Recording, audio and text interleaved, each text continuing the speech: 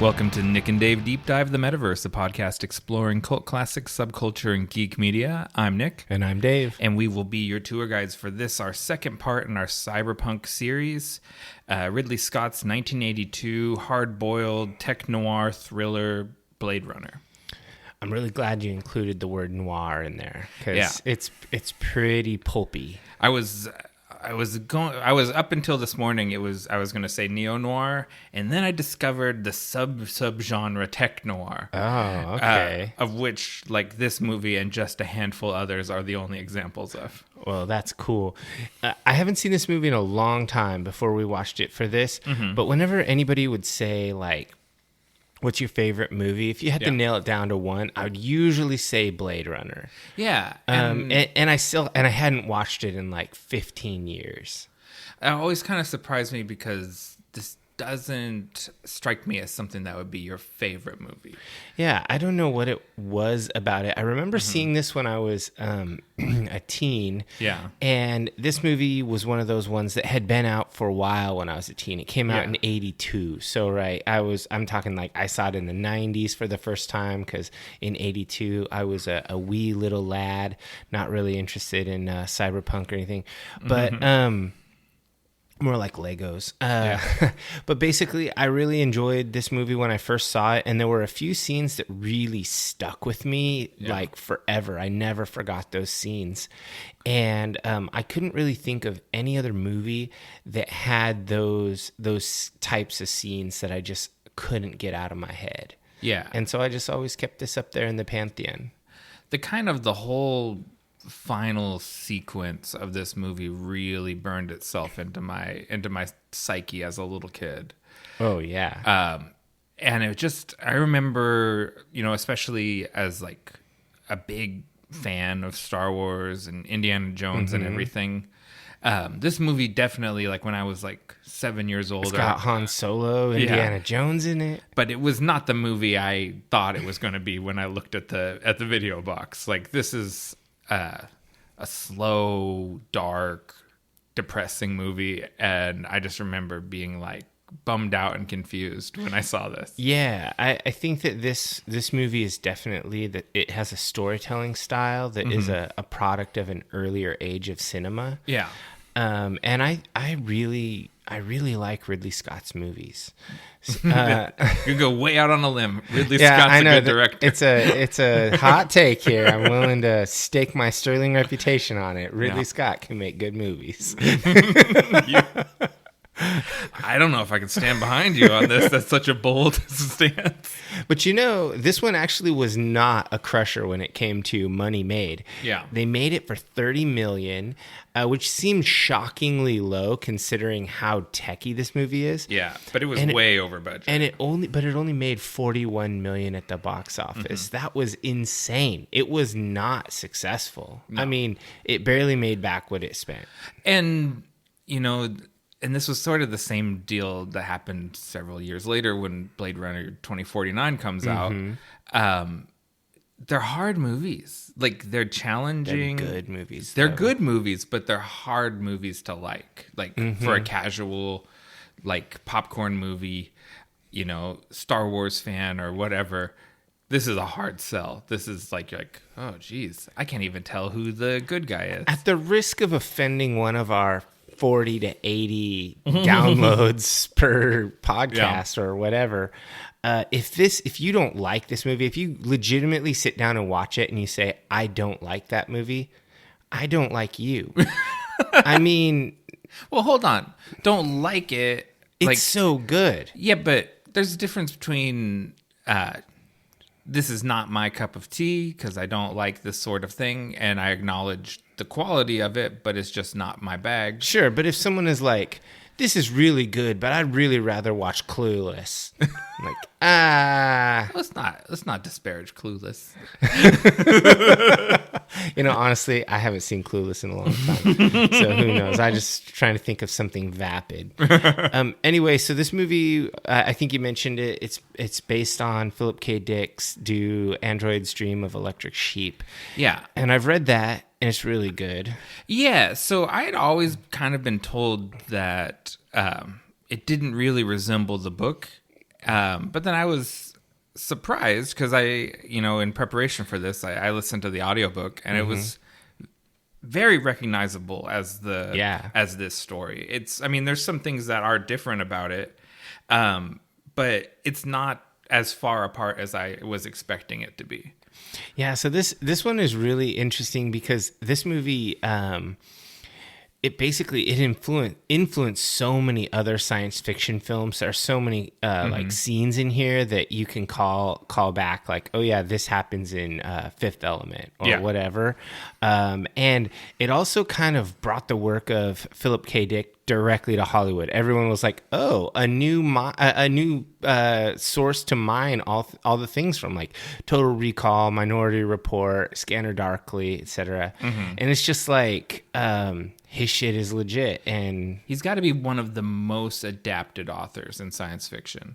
Yeah, for sure. Because that you see just like things inspired by even like Total Recall. I think that is just a short story that was inspired by. But and then when was he writing? Like in the 60s? I don't really remember. Yeah, because he is so far ahead of the curve in the stuff that he's talking about with artificial intelligence and predictive policing, like Minority Report and implanted memories and ideas about consciousness and stuff like that. And I was like, Jesus, he's like way, way ahead of the curve. Yeah, there are a few science fiction authors that are like that. And I think Philip K. Dick is often cited as one of those. And there, I think kind of the proto Philip K. Dick was Arthur C. Clarke, who is a classic. If you haven't ever read any Arthur C. Clarke, I can't say you'll love it. It's not modern storytelling, but he's done he predicted a lot of things like satellites, like 100 years ago. Yeah. And all sorts of crazy things. I just think it's really cool when science fiction authors create interesting tech for their stories and then it just becomes reality. Yeah. I'm not sure if it's because the scientists and engineers tend to be fans of science fiction. Yeah. And then they try to create those things, or if it's just totally predictive, chicken or the egg, that kind of thing. That's one of those cases. Or a little bit of both. Yeah, it's very column A, column B, where there is people that are kind of clued in on these ideas. Like, just like to say, like the ideas about artificial intelligence and what makes you human. Yeah. Like if you can make a synthetic human that's indistinguishable from a human, then why isn't it a human? Like those sort of questions. That's just I'm definitely on Team Replicant in this. Oh yeah. I think they're people. I fought for the railroad in Fallout. Yeah. Yeah, that's my side all the way. And probably this movie started that. Yeah. This in Star Wars where it's like droids get shitted on badly in the Star Wars universe, but R2 is one of the most beloved characters of all, and I think that people have empathy for these artificial or artificially created lives. And I guess what is artificial? Yeah, because replicants are literally like lab grown. Yeah. It's interesting. There are a couple of other little factoids I learned about this movie while doing a little research.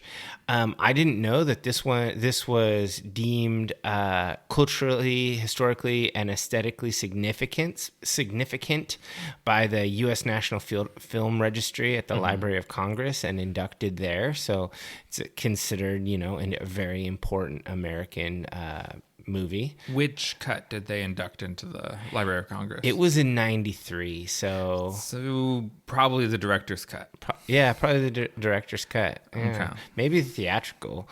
I don't know. I haven't seen the theatrical. I think by the time I was ever watching this, the director's cut was the thing that was making the round on the cable premium channels. That would totally make sense for when you say you watched it. It would have been when they released the director's cut. Speaking of additions to this movie, they made a briefcase type special edition after this final cut that comes. It's like a metal case, and it has like all 5 cut versions, including the pre theatrical release, like working copy.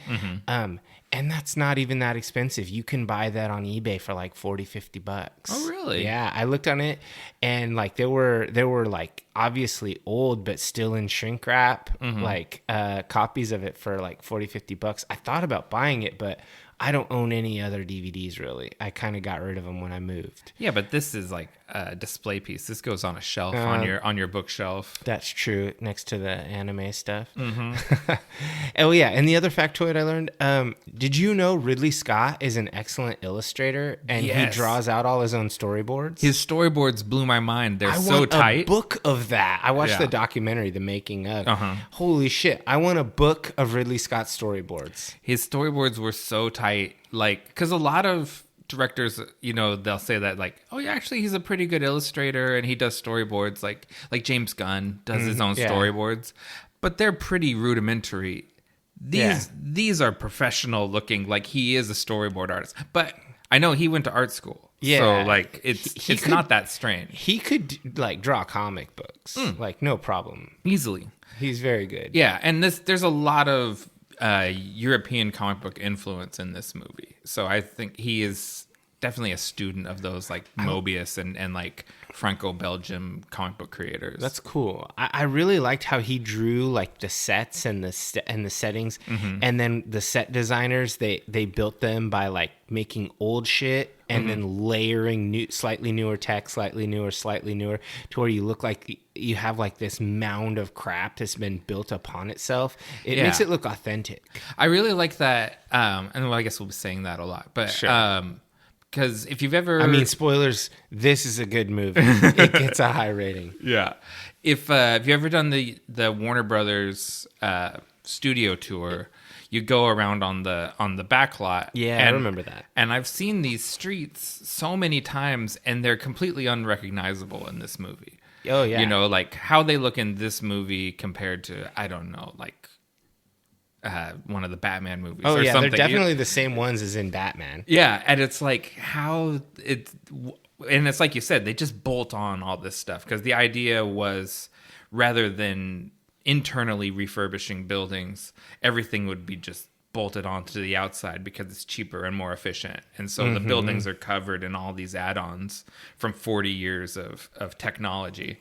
Yeah, it's pretty cool.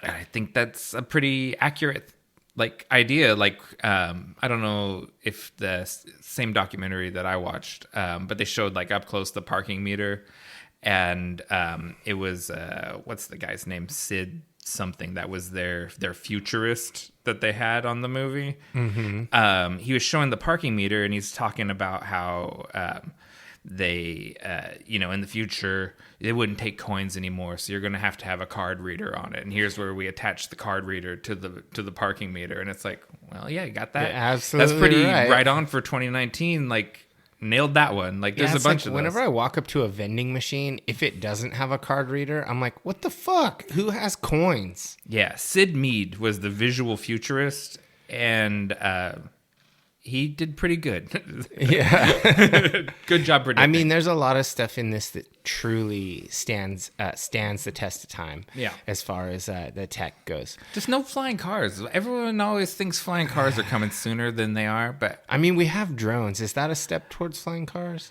Honestly, I hope not. Flying cars is a logistical nightmare. I think by the time that they're a thing, we'll either be old geezers or gone. So... I just don't think...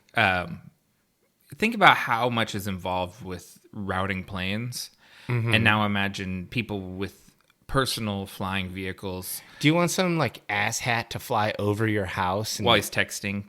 Drop shit or crash. Just clip your chimney off or come in through your window. Yeah. No thanks. That's it. I don't think flying cars are coming. I think that's something everyone gets wrong, but they're a cool visual. All right, well, before we gush too much about this movie, let's go ahead and roll for initiative. Okay. Get our... Where's my die? Where is your dice? I bet you the cat rolled it at some point right off the table, so you just have to roll mine. Okay. What'd I get? A 2. You got a 2. I got a 12. Nice. Yeah, my cat, Jet, he likes to roll dice. He just whacks them. All right, we'll go hunting for that later. But anyways, I've got... a 3-part news story. I'm going to break it up into 3 acts. And so this will be the first one. On August 2nd, the New York Post broke the story that the Batgirl film had been canceled. I saw that on the news. $90 million movie, we're throwing it in the trash. They already spent the money? Like it's done. The movie is deep in post-production. They're just doing editing and finishing visual effects. It's already done? Yes. $90 million movie, deep in post-production. It's had test screenings that were positive. That movie got axed. Scooby-Doo Holiday Haunt, similarly, completed film that they're doing post-production on, axed. We're not releasing it. Aww. And, I'd be skeptical of this because it's from the New York Post, which is a garbage newspaper. Yeah. But it was quickly corroborated by reliable newspapers. So I wonder what's going on. Comic book movies suck. No, I'm just kidding. You're up next. So I have just a few things. I'm going to say my news stuff is not that hard hitting, but it's in stuff I thought was interesting. So we've known for a while that Dungeons and Dragons was going to release 2 classic settings in 2022. They told us that. Everybody knows I've been pulling hard for Dark Sun. My 2 favorite settings are Dark Sun and Ravenloft. Okay. And now Tal'Dorei. I've come to love it. Yeah. But so we knew they were going to put out Spelljammer. That's one classic setting. And we thought they were going to do Dragonlance because they're the author of Dragonlance had been just rumbling a little on social media here and there. Yeah, from my zoomed out perspective, Dragonlance was the thing that people were talking about. And Dragonlance it is. Okay. They did not hide the ball. Okay. It's going to be called Dragonlance Shadow of the Dragon Queen. It's released late in 2022. It's probably going to be the final release of the year. I'm not a huge Dragonlance fan. I don't see myself buying this. I mean, I might, if it's just one book, I might, because I tend to buy them all. Yeah. D&D changed their model. I don't know if you nerds out there know. D&D used to put out like 6 books a year, and there were lots of little books. In 5th edition, they changed their design philosophy. They tend to put out 1 adventure and then 2 and then 1 rules supplement book, and usually only 1 setting book, sometimes 2. So they never have more than 4 releases a year, and they're all big hardbounds. Yeah. There's no like little cheesy ass $20 books. Everything's a hardbound. It's 40 or 50 depending on how big it is, and they're almost always pretty darn premium. So there's never like those like little soft cover the little books. Brown soft covers, the class handbooks. Yeah, none of that. Okay. It's all big premium releases. So I tend to buy them. It's not really that much of a habit. It's like $200 a year to stay current on everything. That's not really that big of a deal. Right. But I don't see myself playing Dragonlance. So this is a beloved setting, though, right? Yeah. Because of those books. Because of the fiction novels, yeah. Right. People love those characters. But what I would say about Dragonlance is that it is the ultimate in generic fantasy. Right. It doesn't have a lot of interesting stuff other than it's the first setting that kind of features dragon riders. Right. If that's kind of your fantasy. When I think about it, that's what I picture is people like riding dragons and fighting each other. So I mean, that's their thing. But otherwise, it's pretty much just basic 2nd-gen fantasy. Yeah. Tolkien-esque. But none of that is in the other D&D settings, right? Like dragon riding? Like there's like dragon riding is not. But they put out a book called the something's Tome of Dragons or whatever. Right. That has all of that in it for any setting you want. I already have that book. So, you could do that already. Like there's a dragon ranger, there's a dragon monk. Yeah, so all that stuff it's available. Yeah, they're going to have more stuff, of course. Yeah. But I know this isn't super interesting to non-D&D players, but I think it is interesting that they chose 2 classic settings. One that is way crazy sauce, Spelljammer, coming out the day after this drops. So it'll be out on August 16th, which is Space D&D. And then they chose one that's really classic, Dragonlance. Yeah. All right, so what's next for you? So part 2 of my 3-part story. On August 4th, they had their shareholder this is to say Warner Brothers had their second quarter earnings phone call with the shareholders. And that is when their chief, David Zaslav, announced that HBO Max and Discovery Plus are going to be merging with each other. They are going to make a shift towards theatrical releases for movies and unscripted television being a bigger priority. Boo! As theatrical releases. As Discovery Plus becomes a bigger part of their brand. They said they have a 10-year plan for their DC film division, and basically the Batgirl movie didn't fit with that, and so that's why they're not releasing it. And they announced some things like a Guy Fieri cooking show and a bunch of stuff that they think should be like their new priorities going forward at Warner Brothers. Okay. Wow. That's my part 2. It's terrible. So what's up next? All right, more role-playing game news. But it ties in with an upcoming TV show. Okay. There's a new licensure of the Lord of the Rings property. Oh. But this time, rather than having their own janky system that they created, it's built on the framework of 5th edition D&D. So everybody knows how to play it. It's easy as hell. And so they're going to have all new classes and all new, instead of races, they have all the cultures. So you can be from any of the different cultures. And D&D's going that way anyway. Having heritage instead of race as a thing, where it's a lot more malleable. So I think it's going to be pretty good. It's going to be for pre-order later this year, for delivery next year. Shouldn't be hard because they don't have to do any game design. They don't really have to do any setting design. It's already designed. They just need to lay it out and write it out. It's not that huge of a deal.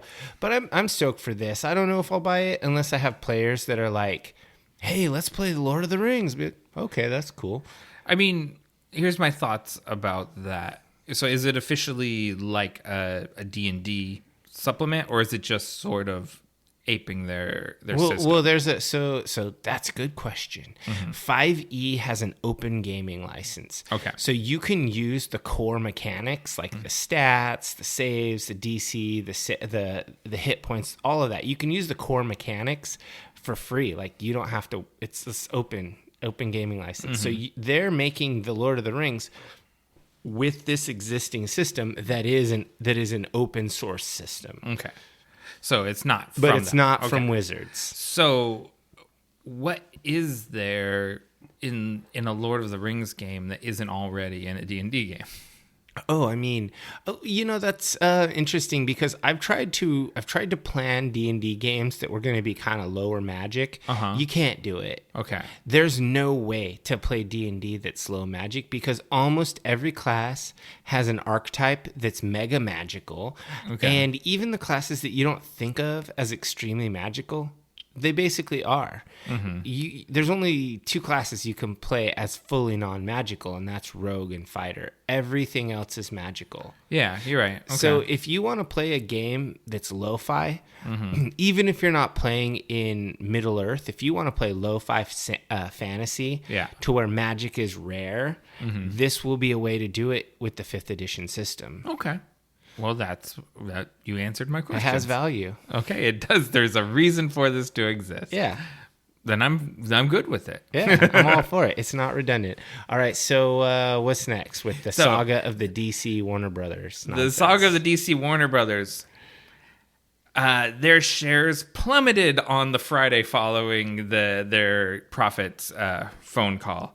They went down more than 17% because, surprise, the investors in the company thought it was terrible that they flushed 2 completed movies down the drain. Because makes sense.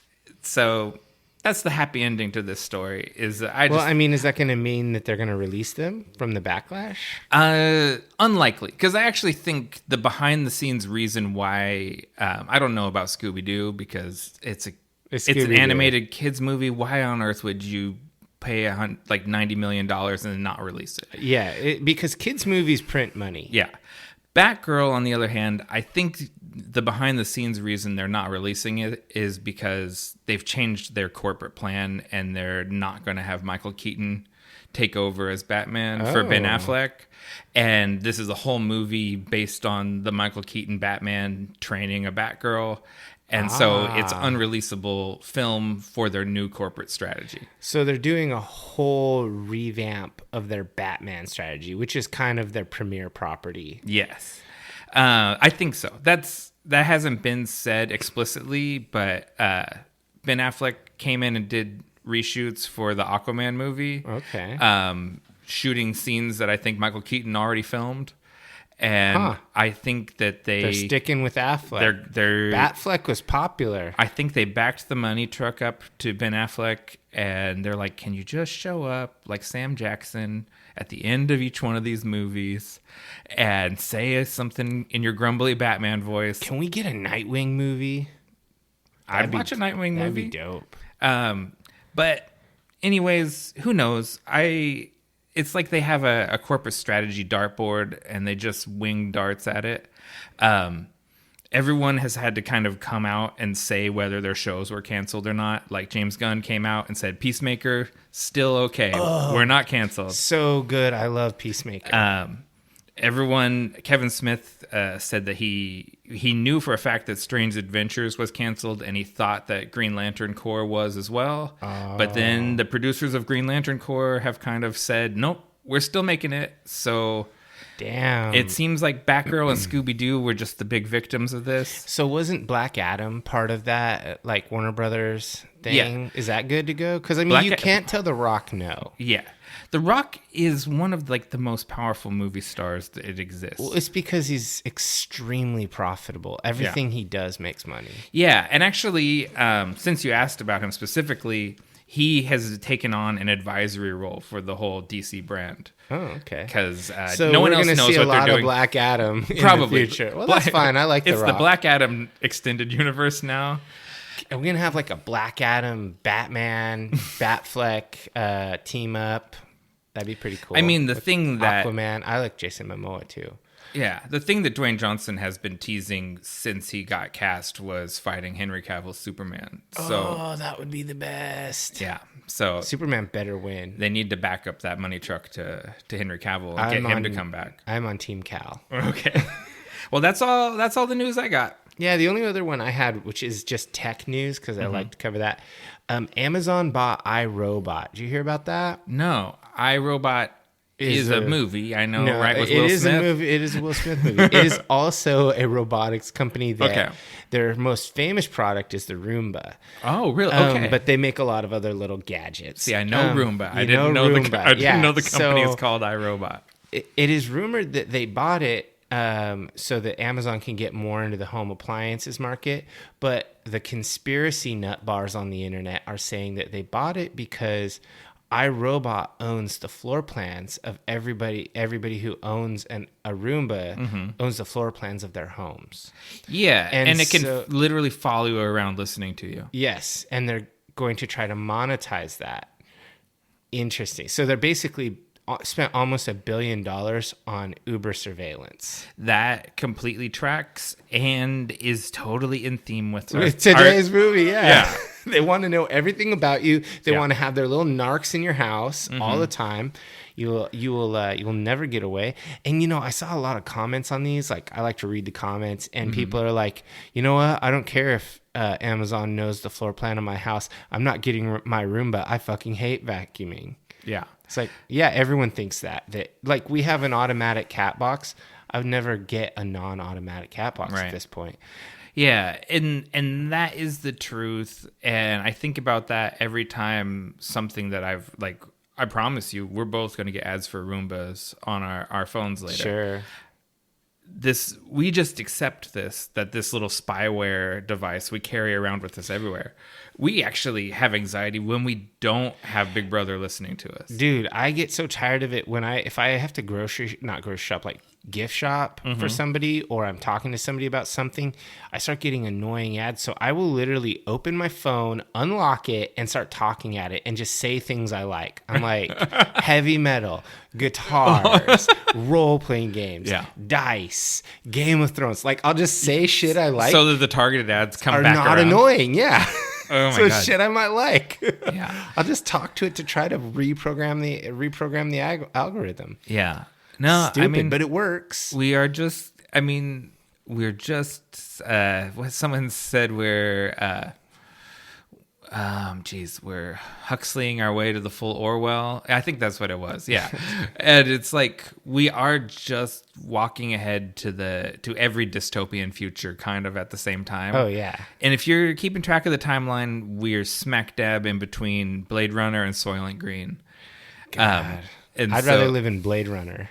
I don't know. It's kind of Similar. It's all the same bag, you know? It's like the corporate control and engineered shortages and environmental disaster. It's all the same thing. Oh, and in case you're curious, there is an upcoming Blade Runner tabletop RPG coming out that was licensed and kickstarted and all of that. You've talked about it before. Yeah, I think I brought it up. How is it different from the Cyberpunk game? Because Cyberpunk is focused on it. So, okay, this is sort of a meta question. Yeah.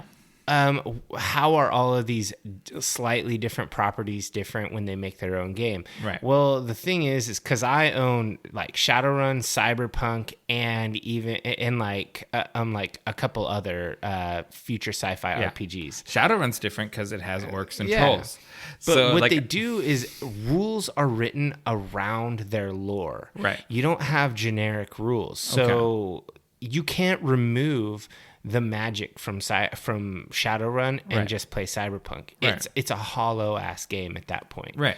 So Cyberpunk, Cyberpunk Red, which is based off 2077, basically.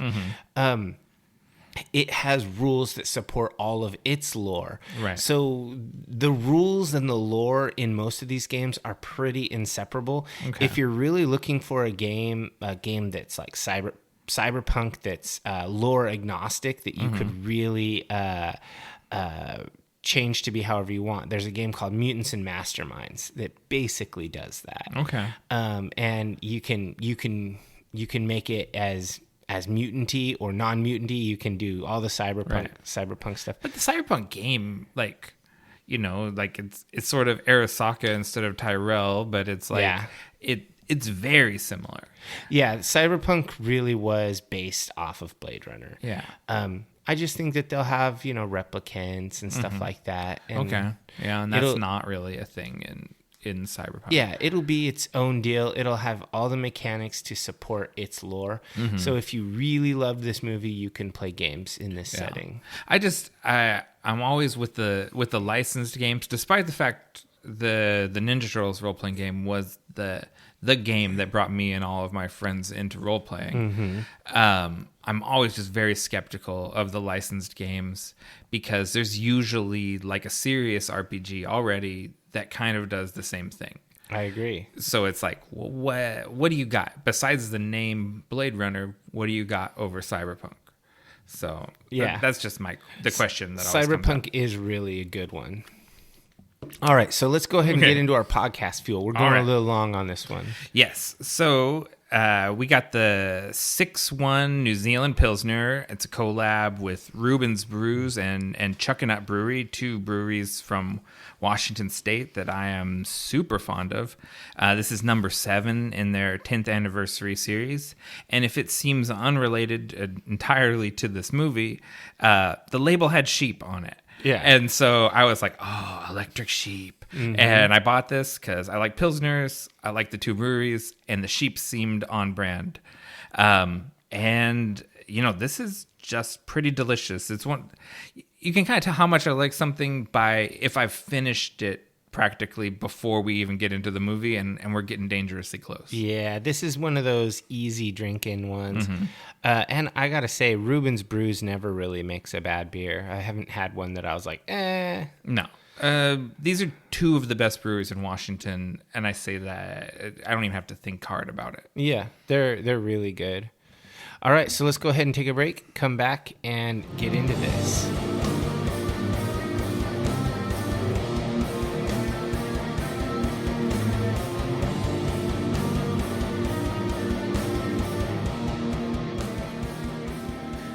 Early in the 21st century, the Tyrell Corporation advanced robotic evolution into the Nexus phase, a being virtually identical to a human, known as a replicant. The Nexus 6 replicants were superior in strength and agility, and at least equal in intelligence to genetic engineers who created them. Replicants were used off-world as slave labor in hazardous exploration and colonization of other planets. After a bloody mutiny by a Nexus 6 combat team in an off-world colony, replicants were declared illegal on Earth, under penalty of death. Special police squads, Bladerunner units, had orders to shoot to kill upon detection and trespassing replicant. It was not called an execution, it was called a retirement. I think I messed that up a little, but close enough. Bit. Yeah, you got most of it. I also wrote it down, prepared to reread. There we go. A few things jump out at me right away. The opening crawl is just a very popular thing in this era. Star Wars really started a trend there, and of course they were calling back to the old like movie serials from the 30s and 40s. I like this as a storytelling method because it gets away from a lot of spoken exposition. Yeah, I like how you basically you have a prologue of a novel. Mm-hmm. This is the prologue. Right. That way you can just dive into chapter 1, you know it's the background, you know that we've got bad guy replicants and we've got cops who kill them. Yeah. And you know, it doesn't matter if you read it or not. Reading it enriches your experience. If you don't read it, like say, you know, you're a little kid watching Star Wars and you can't read, it doesn't matter. You jump right into the movie and you just watch the movie. And someday later when you're a grown-up nerd doing podcasts, you'll read it then. Oh, yeah, sure. Other things that jump out at me are the way they highlight the word replicant in red. Mm-hmm. That's very biblical. It's in a lot of Bibles, anything that Jesus said is highlighted in red. So they're really replicants are something significant in this like it's something very important. And if you look at another Ridley Scott movie, Prometheus, in the supplementary material to that, it talks about how Wayland is inspired by Tyrell, and it connects the androids from the Alien and Prometheus franchise with the replicants from Blade Runner. The Ridley Scott universe. He did kind of start building a cinematic universe with these two movies, Alien and this one. Probably the best cinematic universe. I mean, do you consider Total Recall part of it? Probably in the far future. I mean, but he doesn't have. I mean, it wouldn't be in the far future, right? Like Total Recall on Mars, like. That's kind of right in the same time period. Maybe it's maybe it's similar. Alien would, let's see, it would be like this, probably Total Recall, Prometheus, Alien, all of the Aliens movies. All of the Aliens. Then Blade Runner 2049 would probably be the timeline. Yeah, we should investigate that. See if someone's done any legwork on the internet. They have. I just didn't memorize it. But I looked into all that stuff, trying to figure out where Raised by Wolves falls into it. Oh. Because it's also very much in the Ridley Scott Android philosophy series. Is he part of the Raised by Wolves? Yeah, he's the producer, and he directed the first episode, and it's got his fingerprints and his like philosophy deep in it. That's rad. If you like all of this stuff, Raised by Wolves is part of it. That's cool. One thing that I noted about this was during the opening credits and then this crawl, there's really spare synth music. Yeah. And I really like that. I think it sets a mood and a tone. And it's kind of creepy, but it's almost like relaxing. I like it. I like the composer is called Frangelis, I believe. I like their score. Mostly, there's some smooth jazz tracks. Yeah, I noticed that. Dig. Like that, there's some dad guitar licks in there, and then there's a little bit of jazzy sax that I'm not into. But that's the love theme is very Kenny G, and like when I was listening to this while I was helping friends move, and that came on, and I was like, oh geez, I don't want people to think I listen to this music. I had this like, I'm a Kenny G guy. Yeah, I had this like, if someone walked in here while I was moving these boxes and heard me listening to this jazz sax, they'd get the wrong idea. So it kind of opens up to a cityscape, and it's pretty cool because it has these huge flaming smokestacks and these sky cars that are going around, and more of this great synth music. It really sets this really dark mood. Yeah, it says Los Angeles, November 2019. And it flies up on this huge, like, I guess you'd call it like a tech pyramid. Yeah. And it looks so amazing. Like, I wish we had tech pyramids now.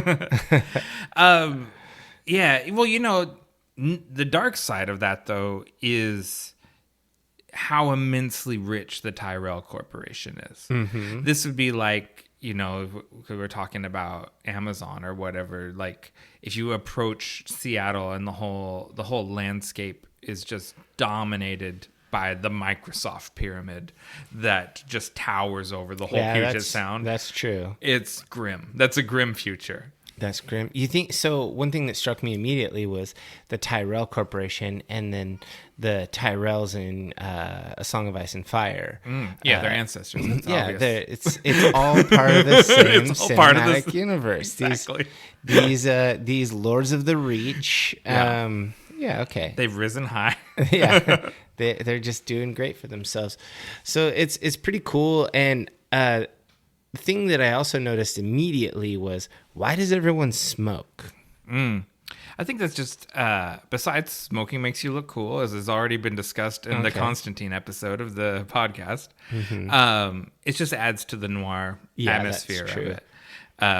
That sort of smoke in the expressionist lighting of the noir setting is just part of the vibe. It makes it, Ridley Scott said, even though it takes place 40 years in the future, it almost feels as though it can take place 40 years in the past. Okay. And so that was to make the audience feel familiar, even though it was a futuristic environment. Huh. Well, it worked. I mean, it definitely has a retro future style. Yeah. And so at first, like, it opens up on this guy who you think he might be a doctor or something, but it's eventually revealed that he's a Blade Runner. He's a cop. And there's a guy in Scrubs who we later learn is named Leon. Yeah. And he's giving him a test. He's trying to... he's asking him about like hypothetical tortoise in a desert, and Leon just doesn't get it. Yeah, he can't go hypothetical. And something that, you know, they say early on, Leon says, "I already had an IQ test." There's a lot of stuff that is just never explained in the movie that comes from the book. Mm-hmm. And because of the nuclear fallout and stuff, brain damage and things like this are a real concern. And people that have radiation-related mutation and brain damage and things like that, they're labeled as specials and they're sterilized. And so anyone that's remained on Earth and not immigrated to Mars and other off-world colonies are subject to regular IQ tests. Huh. Because Leon is kind of a ding-dong. Or he's acting like he is. Sure. Yeah. Because he then eventually gets agitated, pulls out a gun, and Ace is the cop. Yeah. It's just, I mean, he knows he's found out. Yeah, he's like, oh, well, I failed the replicant test. Yeah. And he just kills him. And then it kind of, we get like...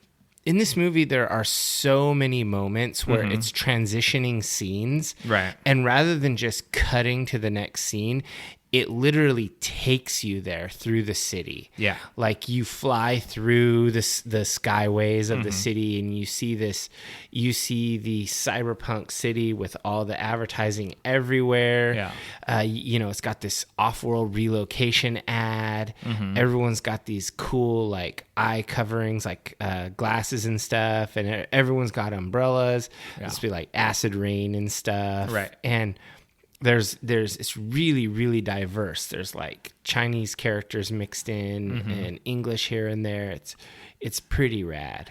Yeah, and so I mean, what you're describing is the film has a sense of geography in that you always know where you are and how these places are related to each other, basically, because of that traveling.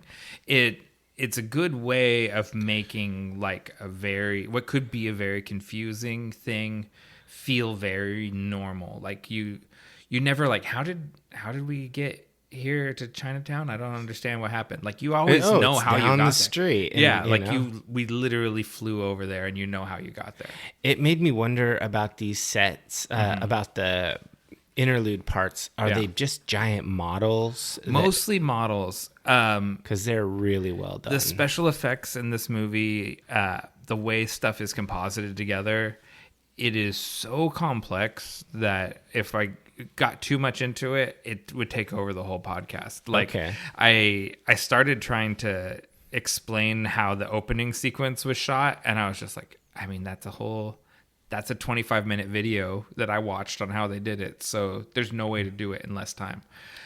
So it's extremely in-depth. It's extremely complicated. And old school. And yes, and practical. Everything's done in camera, where they're exposing different parts of the film negative, and shooting the same thing over and over again. Like So a lot of the guys who are really good at this stuff, it's so good. they're still alive. Yeah. We need more movies with practical effects. It's just digital stuff. It's so much more expensive to do it this way than to do it digitally. Because then you can just have a little team of nerds with their computers. And they get whenever in the small breaks between Marvel movies, they let those people go out and make other films. They come out of their little cave and then they get back in there and make a new science fiction movie. The Marvel, the comic book dominance of the CinemaScape is simultaneously a blight, but also it made our nerd culture more accessible. Yeah, I mean, I think at some point, not to go too far in this tangent, it's coming out more and more, especially after Comic-Con and Marvel announced their upcoming slate. A lot of the special effects artists have been speaking out and talking about their working conditions. Oh. And it's like Marvel runs like a CGI sweatshop.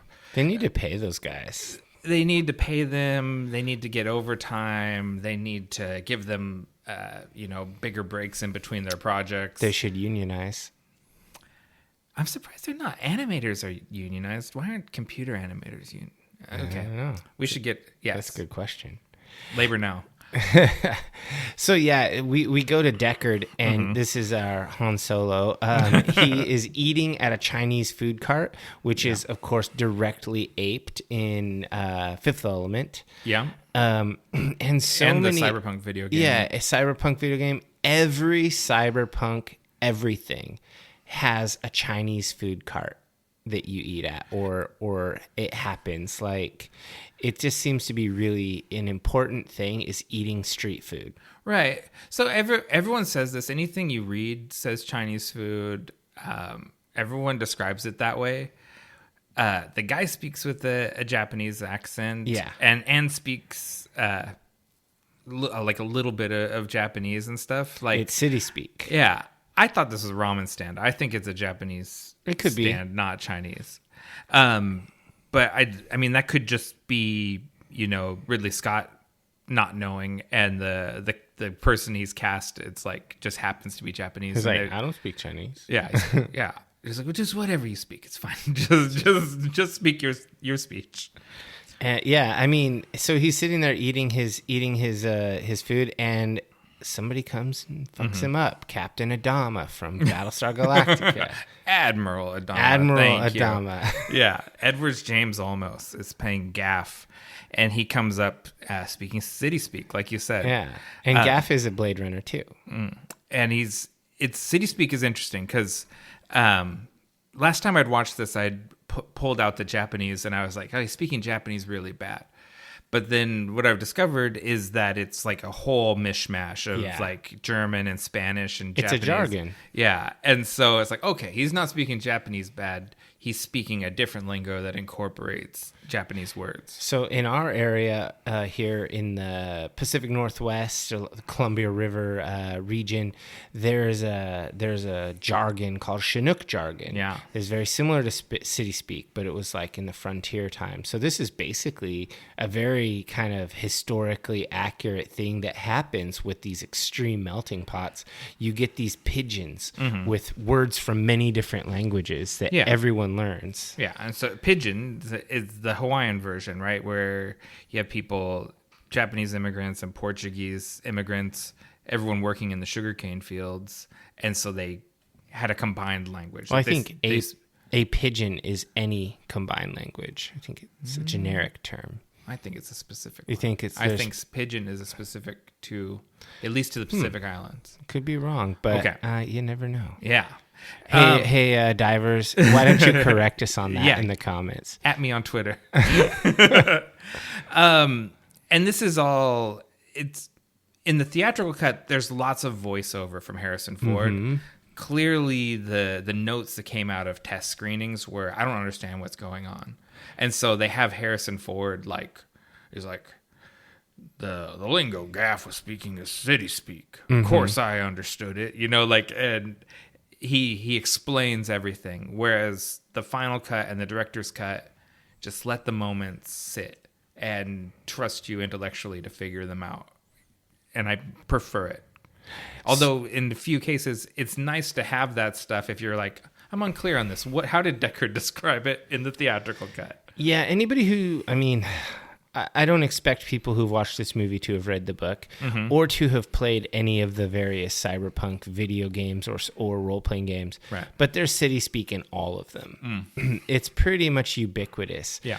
And I was right, by the way. You looked up pigeon? I did, yeah. While you were talking. The one you're thinking of is called Hawaiian pidgin. Oh, okay. But a pidgin is any simplified conglomerate language. Okay. So you were also right. There is a pigeon in Hawaii. I didn't know there was a pigeon in Hawaii. That's pretty cool. So we're sitting there and he gets pulled in, and obviously he knows what's up. He's not arrested. And then they have another beautiful city scene where they fly through with the police cruiser. I just can't get enough of these scenes. They're so cool. They're really cool. Just a few details. The cars are called spinners, the flying cars. There is, because they were so over budget and crunched for time, there's some very creative miniature work goes in here. There's literally, one of the buildings is literally a Millennium Falcon stood up on its backside with just stuff bolted onto it. And then when they get to the police headquarters, it is the bottom, I think, of the Close Encounters of the Third Kind spaceship.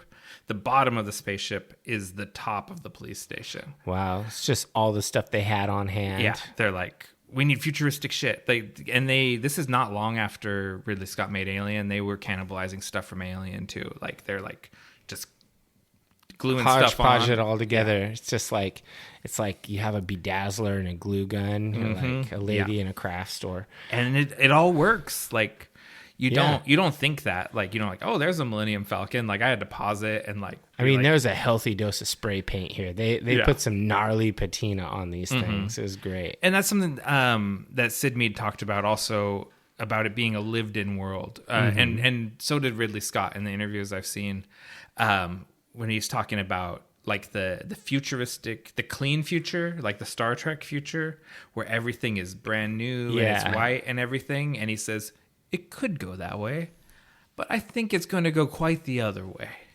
And so he's like, I think things are going to be more dirty and they're going to be more refurbished and added onto rather than all new, perfect everything. I think that this movie demonstrates it quite well in that you will have a wider variety. The poor and dirty areas will be poorer and dirtier. The clean, rich areas will be cleaner and richer. It'll be like the palaces, just like the allusion to ancient Egypt with the pharaohs, and then the everyone else. Right. And a lot of in the supplementary material, everyone talks about how no one in the upper class ever comes down below like the 40th story of a building. Yeah. The people down at the street level are like the scum of the earth, and the really wealthy people just don't. They get around in flying cars, and they never go down to the bottom. Yeah, I mean, they're probably up there above the smog line. Yeah, for sure.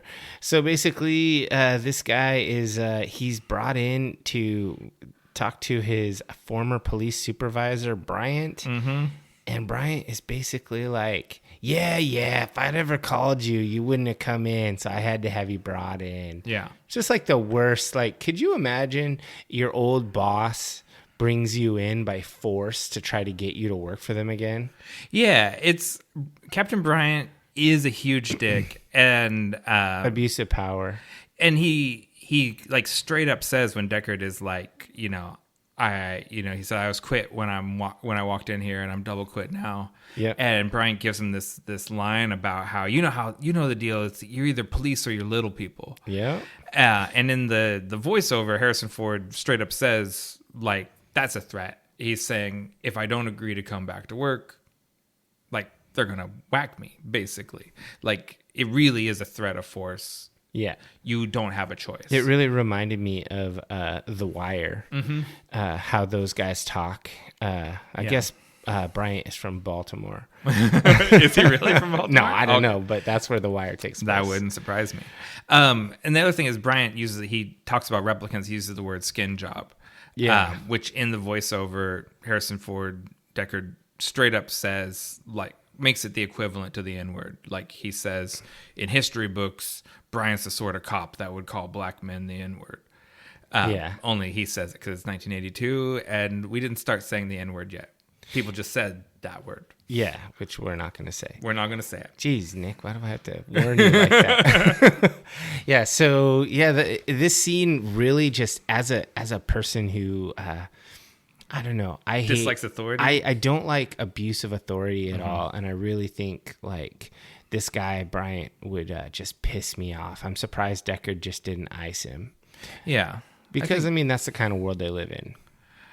Yeah, maybe. I mean, I think there starts to be reasons for why the things that are happening, they become more clear as we go along here. And so then they're like watching a video of a Blade Runner named Holden, the guy who's issuing the vote conf test, and I like how they named it after German scientists. It's kind of an allusion to World War II and all the testing they did. Yeah. And he sees Leon shoot him. And basically then Bryant's telling him about the 3 or 4 skin jobs that are gotta go. Roy Batty, Zora, Pris, and Leon. Yeah. There was 6 that originally escaped, and then 2 of them got burned up trying to break into the Tyrell Corporation. Okay. And let's see, what am I trying to say about this? These are all of the replicants are characters from the book. The reason we've cut it down to 4 is a budgetary thing, not it's probably also, if you want to give each one of them their own time in the plot, you gotta cut a little bit. You can't have all of them have their own moments. That's true. Like, for example, I think Zora might have been, she had it was a really cool scene thing, but maybe that wasn't the thrust of the movie. Yeah. I could see that. I think it's important for Deckard, the Zora scene, which we'll get to. The other thing that I want to just think about right now is he's explaining a lot about replicants. It's like a lore dump. To someone who is a veteran Blade Runner. Yeah. But these are the new Nexus 6 versions. So it makes sense he's updating him. He's like, this is new tech you're going after. I love that that Leon is played by Brian James, who's in The Fifth Element. Yeah. That guy's a character actor in so many things. He's so good. Over 100 credits on his IMDb. He's so legit. And I think probably because of the way your subconscious works and how humans are pattern finding machines, right? Yeah. I feel like Brian James is in The Fifth Element, so you think of Blade Runner. I think that's why he's there, because you see him and he's got a very distinctive chinless face. And so like it just puts you in that, it's this kind of movie. Even though Fifth Element is like a million times more campy than Blade Runner, but it still makes you think that it has that sci-fi authenticity to it, you know. And it just like thematically your brain just connects the two things, whether you think about it consciously or not. Yeah.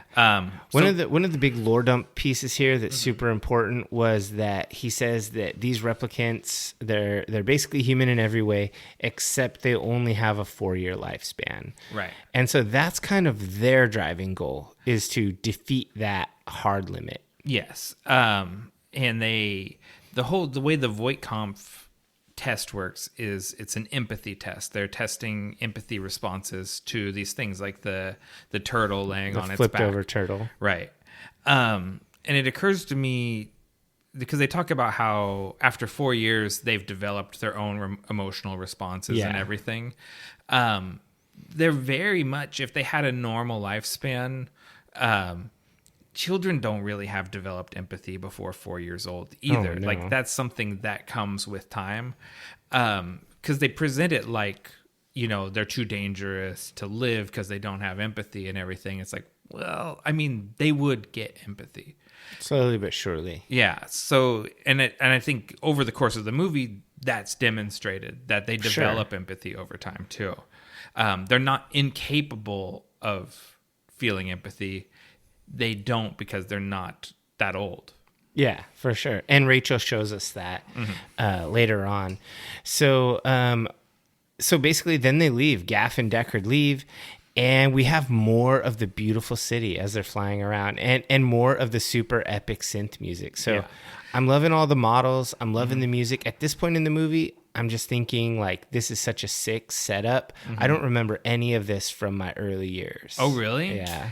Okay. I rewatched this movie before Blade Runner 2049 came out, or before I saw it at least. So that still is a couple years. I kind of feel like I need to go watch 2049 like tonight. Well, luckily it's coming up on our... it's on this, so I'm not going to watch it tonight. We'll get to it soon. Yeah. Be patient. RoboCop is next. I do like RoboCop. Yeah. So they're going to the Tyrell Corporation because they have they have Nexus 6 models there, and they want to make sure the Nexus 6 models can't bypass the Voight-Kampff or spoof it or whatever. Yeah, so basically Bryant tells Deckard he's got to go and talk to this guy Eldon Tyrell, the creator of the replicants, and he's gonna give him the Voight-Kampff to see if they can defeat it. Right. Because if they can, then that means he's going to have a hell of a time sussing out who are the replicants. Right. And he gets there to the pyramid, and it's just this crazy Art Deco, like 1930s futuristic palace in there. So there were a couple of things that really, really stuck out to me. First of all, the palette. It has like a golden bronze everywhere, which is the same palette as Dune. The palaces in Dune. And Sean Young played Chaney in Dune. Chaney, whichever version you're watching. Another connection is that Ridley Scott very nearly directed Dune and then took this project instead. So this set could have been like... This could have been the Emperor's like chambers, no problem. This could have been Leto's, maybe a little. Leto's a little more Spartan than this, but the same aesthetic. This was a straight up like space noble apartment. That's interesting. So you can kind of imagine what Ridley Scott's Dune would look like. Oh God, I wish he would make it, but that's never going to happen at this point. We have the new Dune. Yeah. I wish Ridley Scott would make a counter Dune. Ooh, subversive Dune. Can we get a Dune from the perspective of the Fremen only? I like that. I like that idea. Stilgar is the main hero. I'm all on board with this story. Anyway, so yeah, this is a Dune set, and he meets up with Tyrell. Tyrell is like a nerdy old guy. First the owl. Oh yeah. They have an artificial owl, Yeah. and we meet Rachel, And then Rachel. his secretary. A lot is made to do with the owl in the book. So after World War Terminus, which was the third Terran War, And a really good grindcore band. is it really? No. Okay. I mean, but it would be. I bet it is. We should Google that. Or we should start that band, World War Terminus. I'm into it. After the first things that started dying because there was massive animal die-offs were owls. So owls are particularly significant in this world because they're extinct and they were an indicator of the bad times. Okay. And Deckard is very like fixated on the owl in the book. Like he's basically like bargaining with them, like how much for the owl, like, and they're like kind of cutting deals where it's like, if we give you the owl, we retain rights to any any eggs that she lays, and like there's a lot of owl talk in the book. All right. So there is no band called World War Terminus. So I guess we've got to do it. What about the Third Terran War? Oh, that's the name of the first album. The first album, yeah. Okay. Before we start that, let's keep getting into this. Yeah, because we had like, while we're side tangenting, we had a YouTube series idea. Now we have a grindcore band idea, but neither of us listen to grindcore. I do. Do you? I like deathcore better. Does that make me? No, that totally tracks because it's way more technical. Yeah. Yeah. So deathcore totally makes more sense for you. I like all that crusty stuff. It's a little more punk rock. Yeah. Yeah. And I mean, I've seen Napalm Death. They're grindcore legends. So have I. I was saw there. Them together. They played with Motorhead. That was a good show. So yeah, Rachel, played by Sean Young. I love that retro style, like her hair, Her 1940s hair. Yeah, and her you kind of like milky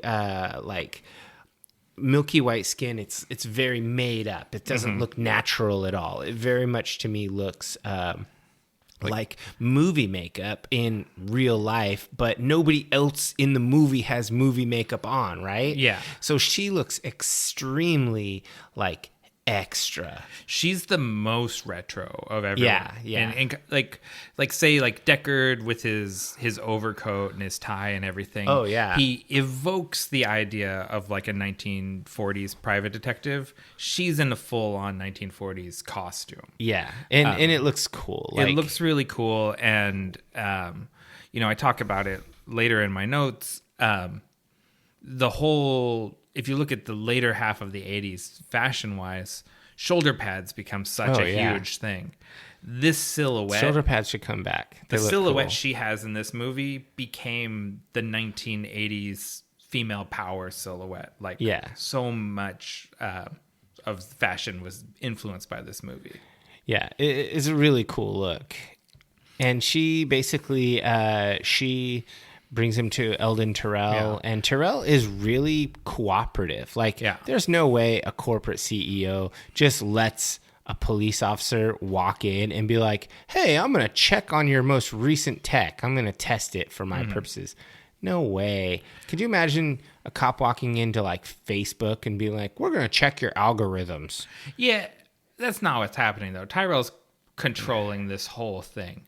From bringing him in to this like opulent lobby, to showing him the owl, impressing him with the owl, dazzling him with the beautiful girl. She kind of gives him the business. Like, she's asking him hard questions, and she's asks him, like, have you ever retired a human by accident? She's the bad cop. Yeah, Tyrell's the good cop. Totally. She kind of has him a little on edge, and then Tyrell comes in. Before he can start asking her questions, Tyrell misdirects or whatever. Yeah. And he's describing the Voight-Kampff test. Tyrell describes it to Deckard, and he says, I want to see a negative before I see a positive. Test it on my assistant. Yeah. And so they sit down to test it on Rachel with the assumption that Rachel is human. Yeah. Turns out she's not. But it takes a long time. It takes him over 100 questions to figure out that she's not a human. And most replicants, it's what, like 20 some odd? Yeah, that's what he said, like 25. And then I think Terrell explains that she's an experiment where they're given false memories to give them an emotional cushion. Mm-hmm. And I guess she has Terrell's niece's memories. Yeah. So she remembers a childhood, and she has like a very developed sense of self. Yeah. So something that the book explains that this movie doesn't explain at all is some of these questions. Like the very first one, he says, you're given a calfskin wallet for your birthday. And she says, I wouldn't accept it. I wouldn't take it. And I report him to the police, which seems extreme, right? Yeah. Because we live in a world where leather isn't illegal. Yeah, I mean, I've had the same leather wallet for like 20 years. So again, because of the sort of mass extinctions and animal die-offs and things that have happened since the war, killing animals and killing people is completely prohibited in their society. It's like a death-free society. Everything is synthetic. So a calfskin wallet would be a crime. But it wouldn't be if it was like synth calf. Exactly. And so that's why the calfskin, she answered right there. But then when he says, there's a wasp on your arm, then she's like, I'd kill it. And he kind of looks up like, you'd kill a bug? That's crazy. Yeah. So that is why, and the movie just never explains it to you. You either figure it out on your own, or you don't, or you're just like, these are weird questions. I don't know how to pass this test. And yeah, this is an interesting scene, and I really enjoyed it. And I don't think she ever figured out that she failed the test, but she seems to have some doubt. Yeah, Tyrell says, because Deckard is like, how does it not know what it is? And Tyrell says she's starting to suspect, because she's an Nexus 7, like she's the generation after Roy and Leon and everybody. She's pretty advanced and pretty self-aware, and so she's starting to be like, well, where is my family that I remember? And things like that. Like she is asking hard questions. Yeah. And so then it kind of cuts to, you get this kind of, I don't know, it's almost like a B-roll shot, and it's got like Deckard standing in the rain, like putting up his collar of his long coat. And I'm like, just thinking to myself, this is so noir. This looks like a detective movie in New York, in the 40s or 50s. Well, so usually noir films are usually set in LA. Oh, okay. Which this movie is also. Interesting. So that is part of the noirness of it, is that it's in Los Angeles. Okay. And we brushed over one of the details, is that the way Rachel's eyes reflect. Oh, yeah. It Her has eyes, a coppery lens. Right. And it's...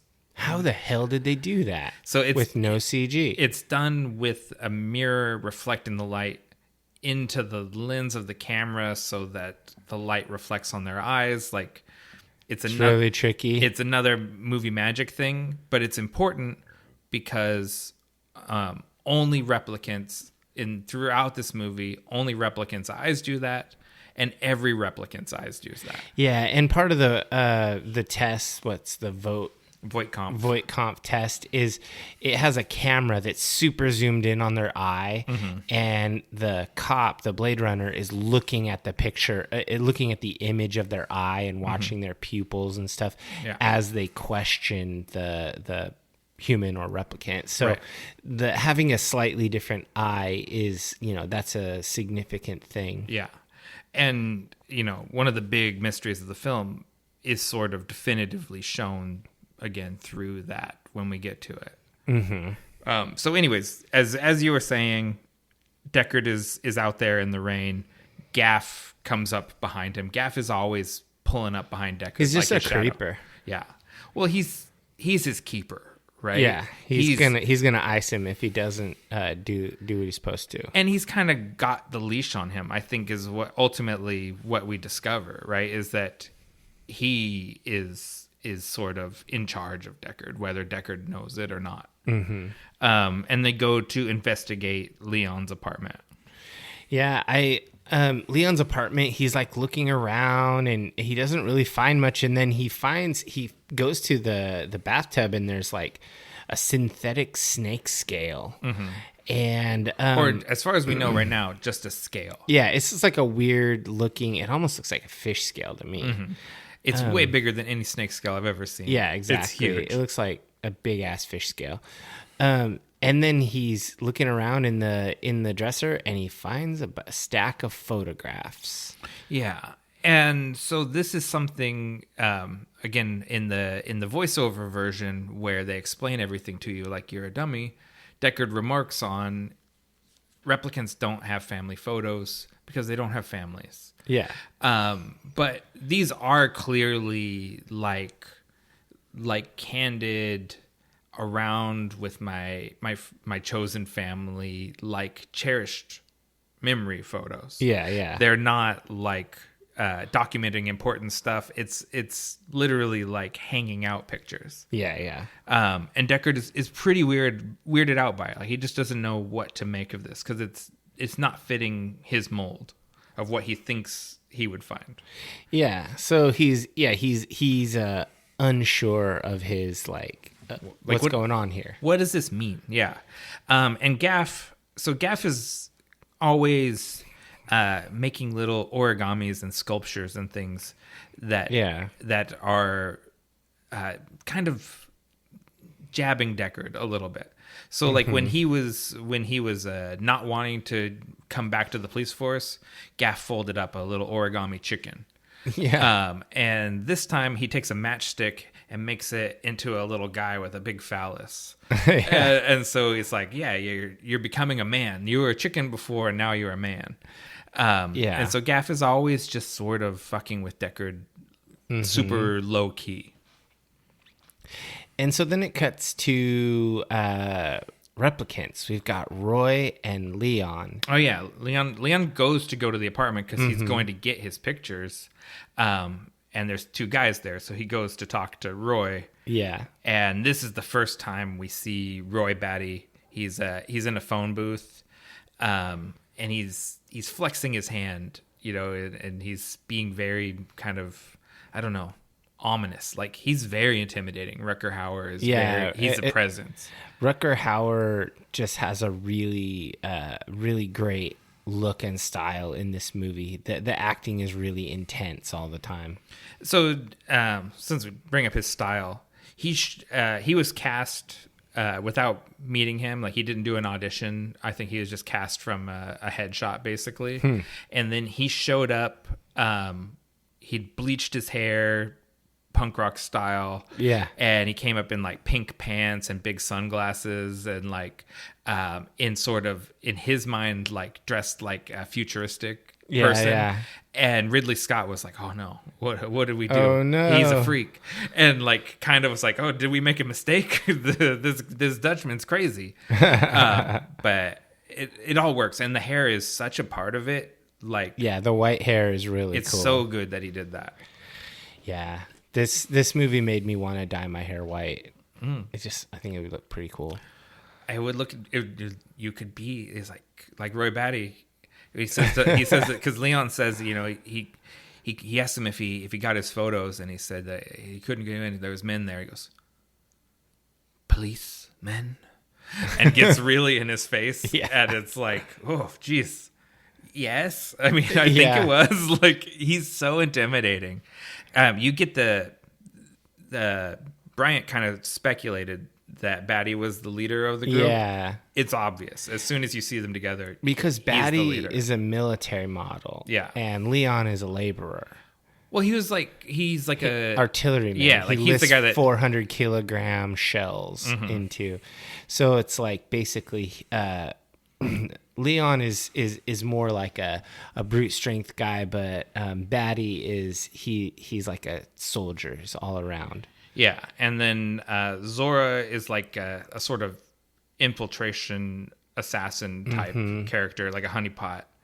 And then What's Pris? Pris, yes. Pris is the last one. Pris is like a pleasure droid. Yeah. And it's really dark when you think about the fact that they're all very self-aware and intelligent, and they're treated as slaves, Like an appliance. Yeah, and it's really dark. Like, they're very sympathetic. Their rationale for what they're doing and everything is very sympathetic. Oh, they're very sympathetic characters in this movie, even though they're pretty brutal. Because they go into, they end up going to investigate a replicant eye manufacturing lab, and they're talking to this, the guy who makes the eyes, and he comments that he made Roy's eyes. Yeah, the great James Hong. Old man, even in 1982. Is he still alive? Yeah, he's in Everything Everywhere All at Once. He's been an old man his entire life. He's one of those guys where like he's 30 years old man. And it's just been forever. He's always been an old man. He's always had that wispy mustache and beard. Yeah, and probably went bald early and just looked old. They basically they want to know how to get to Tyrell, and James Hong, or the character's name is Chow, I believe. His lab is refrigerated, and they strip him out of his like warm coat and start questioning him, and they get the information. Someone by the name of J.F. Sebastian has access to Tyrell. Yeah, he's like a genetic designer that works with Tyrell, so they can get to him through J.F. Sebastian. Yeah. So just background stuff on the scene. They filmed it in a real meat locker, which was a total nightmare because it was bad for the equipment, bad for the actors, hard to light. Everything about it was more difficult because they filmed it in a real refrigerated container. But they got real steam from their mouths. And that, like, all of that stuff, the way your skin reacts to the cold, your breath, all of that stuff, it's impossible. I mean, now you can digitally fake it, but it's still going to be looking fake. It won't. And the scene is just so much more real and scary because they did it the hard way. Yeah, it just looks fucking cold. Yeah. And this is also the first time we get a little bit of Roy's I call it his poetic heart. Because he comes in and he does this, he misquotes William Blake, but he does this Blake quote. And Roy's very philosophical, like he's very literate, and he's a thinker. Yeah, he's really a thoughtful guy. He really considers things. Yeah. And so then it kind of cuts to another one of these cut scenes, a travel scene. Yeah. But rather than us seeing literally them going down the street, we see these cyclists going down the street and this calming music. Yeah. And I was just like, wow, this is really artistic the way this movie's put together. Yeah. It's a really beautiful scene. The music is great. The bikes give you a sense of like, it makes you think of like China in the 80s. Yeah, or like regular people. Yeah. And Deckard's driving around on the ground. I think that's important. Because he drives in not a flying car, kind of like one of those new weird Tesla cars that you like. And he drives it around on the ground into his below ground parking structure. And so it really makes Deckard blue collar. Like if you're looking at the hierarchy of this society, he's at the opposite end from Tyrell. And I like that the cars are cool in the movie, but they're not like ridiculous like a designer would make. They're very utilitarian, like a company would market. Like if you think about like the earliest hybrids or earliest electric cars, none of them were cool looking. Yeah. They were all just mega utilitarian. And they're all kind of built on the chassis of real cars. Yeah. And that gives it that really grounded sense. Yeah. And when Deckard gets into his apartment building and he's got a voice recognition on the elevator, which is pretty good security, I suppose you'd need in this dystopian future. He's kind of half passed out, and then all of a sudden his spidey sense tingles. He pulls out his gun, and Rachel's in the elevator. Yeah. And he's just kind of creeped out, like, oh shit. Yeah. This replicant. This here. replicant followed me. I'm a replicant hunter, and this replicant hunted me. Yeah. Which makes me wonder why he didn't just ice her right then and there. He's in love with her already. I think he's already. You think so? He's already kind of like sprung on her. Love's the wrong word. He's in lust with her. He's into her. She is the only clean person we've seen in the whole movie. Him and Tyrell are the only, her and Tyrell are the only clean people we've seen.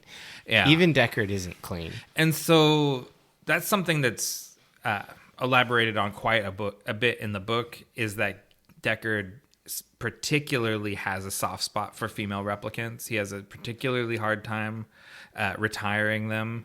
He's particularly remorseful about them and particularly sexually attracted to them. Okay. So it's very... Rachel's pushing his buttons big time. All right. Yeah, so she's trying to prove her humanity to him by showing him family photos. And he basically bursts her bubble by telling her that these are all implants of Tyrell's niece and the stuff that Tyrell had told him. And she is very upset by it. Yeah, he's such a dick because he tells her very specific personal memories. Yeah.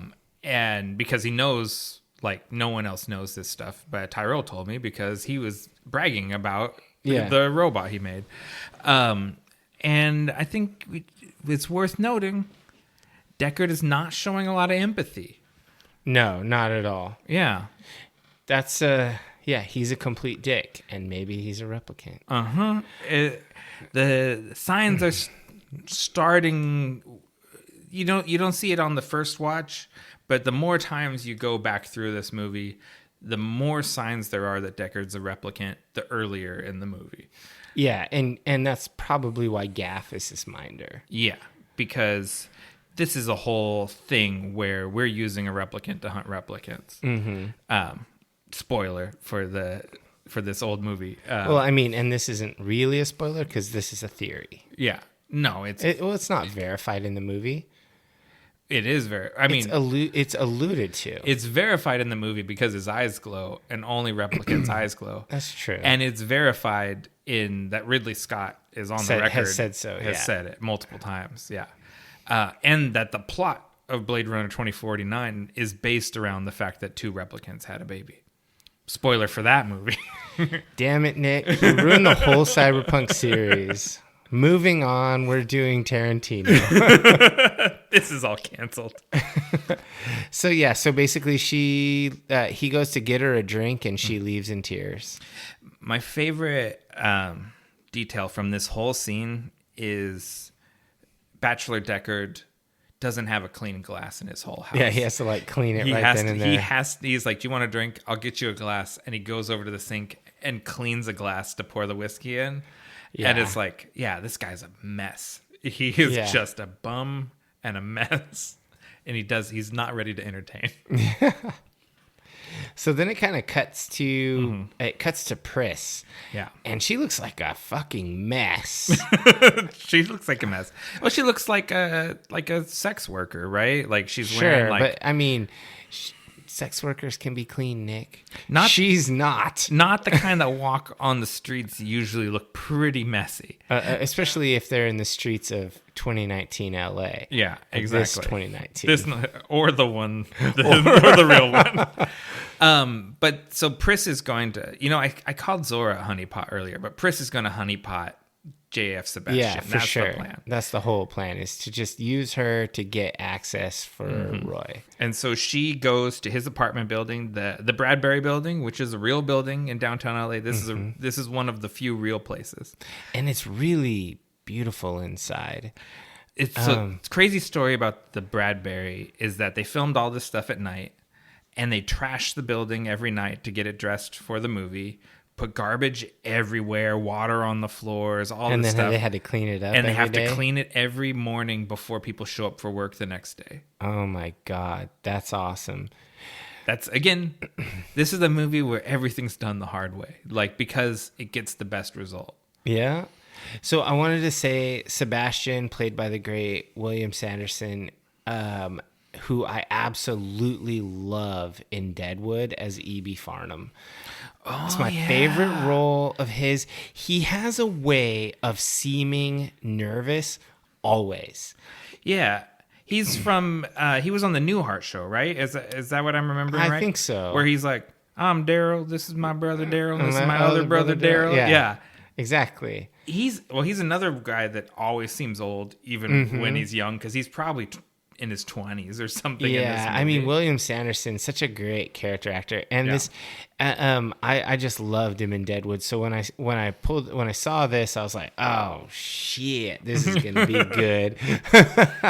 Oh yeah, he's in True Blood too. That's another one of your things, Deadwood. True Blood? Yeah. I've never seen True Blood. What are you talking about? You've never seen True Blood? No. I thought you were into that. No. You into every vampire thing. No, because that's like not really a vampire thing. That's kind of a teen romance thing.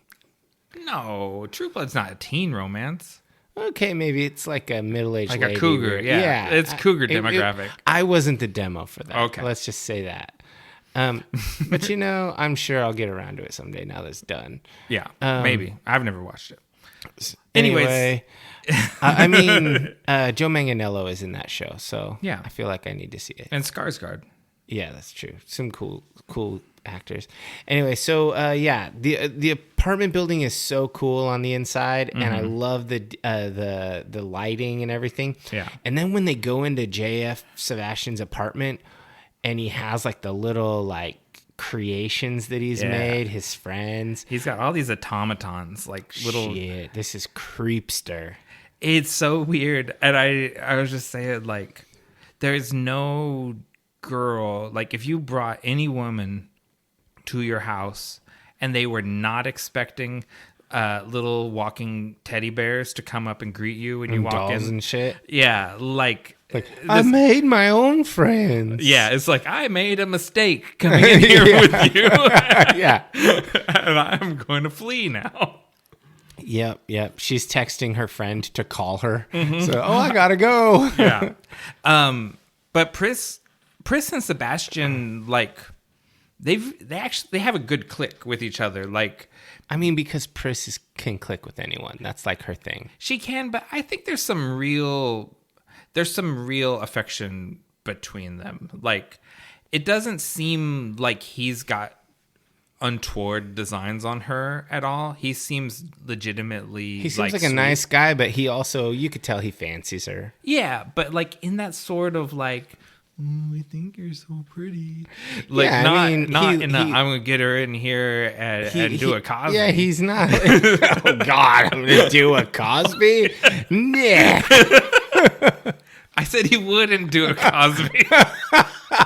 Doing a Cosby isn't a thing. That's called rape, Nick. Yeah, I think JF Sebastian is a lot more wholesome than a Cosby. Yes. Well, America's Dad has fallen so far. Jeez. Okay, so JF Sebastian. He's a what creepster. do we want to say about him? I don't think he's that creepy. He's not intentionally creepy. He's just a weird ass dude. Yes, I agree with that. So just because I'm the book guy, JF Sebastian in the book is John R. Isidore, and he's one of the specials. He's someone that has genetic defects because of radiation. And they basically say that. He can't leave because he has the... He's got a glandular disorder, is how he describes it, that's making him age prematurely. Yeah. And so the connection, though, that it's sort of homaging the book, is he works for the Van Ness Pet Hospital, which is a company that services artificial animals. That's disguised as a veterinary service so that no one knows you don't have a real whatever the thing is. Oh. So you can front like you have a real dog. Yeah, exactly. And you're like, oh, my dog has to go to the vet. And it's really like getting its oil changed. Dang. Yeah. I kind of want a dog that has oil change and shit because, it'll never die. And you can just power it down when you leave. Yeah, I'm going on vacation for a week. It's like, put it on rest Fido, you're done for a week. As advanced as like robotics and synthetic everything is in this world, a synthetic pet has a lot of merits. It doesn't seem like it would be all that tough to program. Pets have pretty finite behaviors, right? You know, I mean, a pet with the AI from the animals in Red Dead 2. Oh, yeah. I mean, I'm still upset about my horse Samwise. Like, so those animals are pretty damn real. You know what I mean? Like, they behave a lot like a real animal. Yeah, and I mean, it's the programming is intentionally like these are the personality traits, these are the behaviors. So you could just buy one and get a random behavior set, or you could choose one. You're like, oh, I want the sweet snuggly one, or I want the feisty one. Yeah. I want the one that's gonna patrol all the time. Give me an artificial dog, science people. If you're listening and you're a science person or you know one that can make an artificial dog. I want an artificial dog. I want a real dog, but I don't want to have to deal with that when I go on vacation. Yeah. I'm on board with this. Come on, JF Sebastian. 2019 was 3 years ago. Give me one of them. It's one of those things where we're not quite... Actually, you know what? I mean, we're going on this tangent. I think the technology exists to do a lot of the genetic engineering stuff. It's just illegal. It's just illegal. The thing that they got wrong was not the ability. Like, we could surely grow humans in a lab now. It's just that we have ethics laws that prevent it. And the price is prohibitive. Right. So the idea that we're doing it kind of laissez-faire and just blasting them into space and using them to fight wars and everything. Like, yeah, because the truth that's is too far. It's cheaper to breed a human the old school way than to grow one. Yeah. That's just the facts. So it cuts over to Deckard, and he's dreaming, and he dreams of a unicorn. Yeah. And I found that to be really interesting. Yeah. Unicorns are symbolic. Yeah. And the unicorn...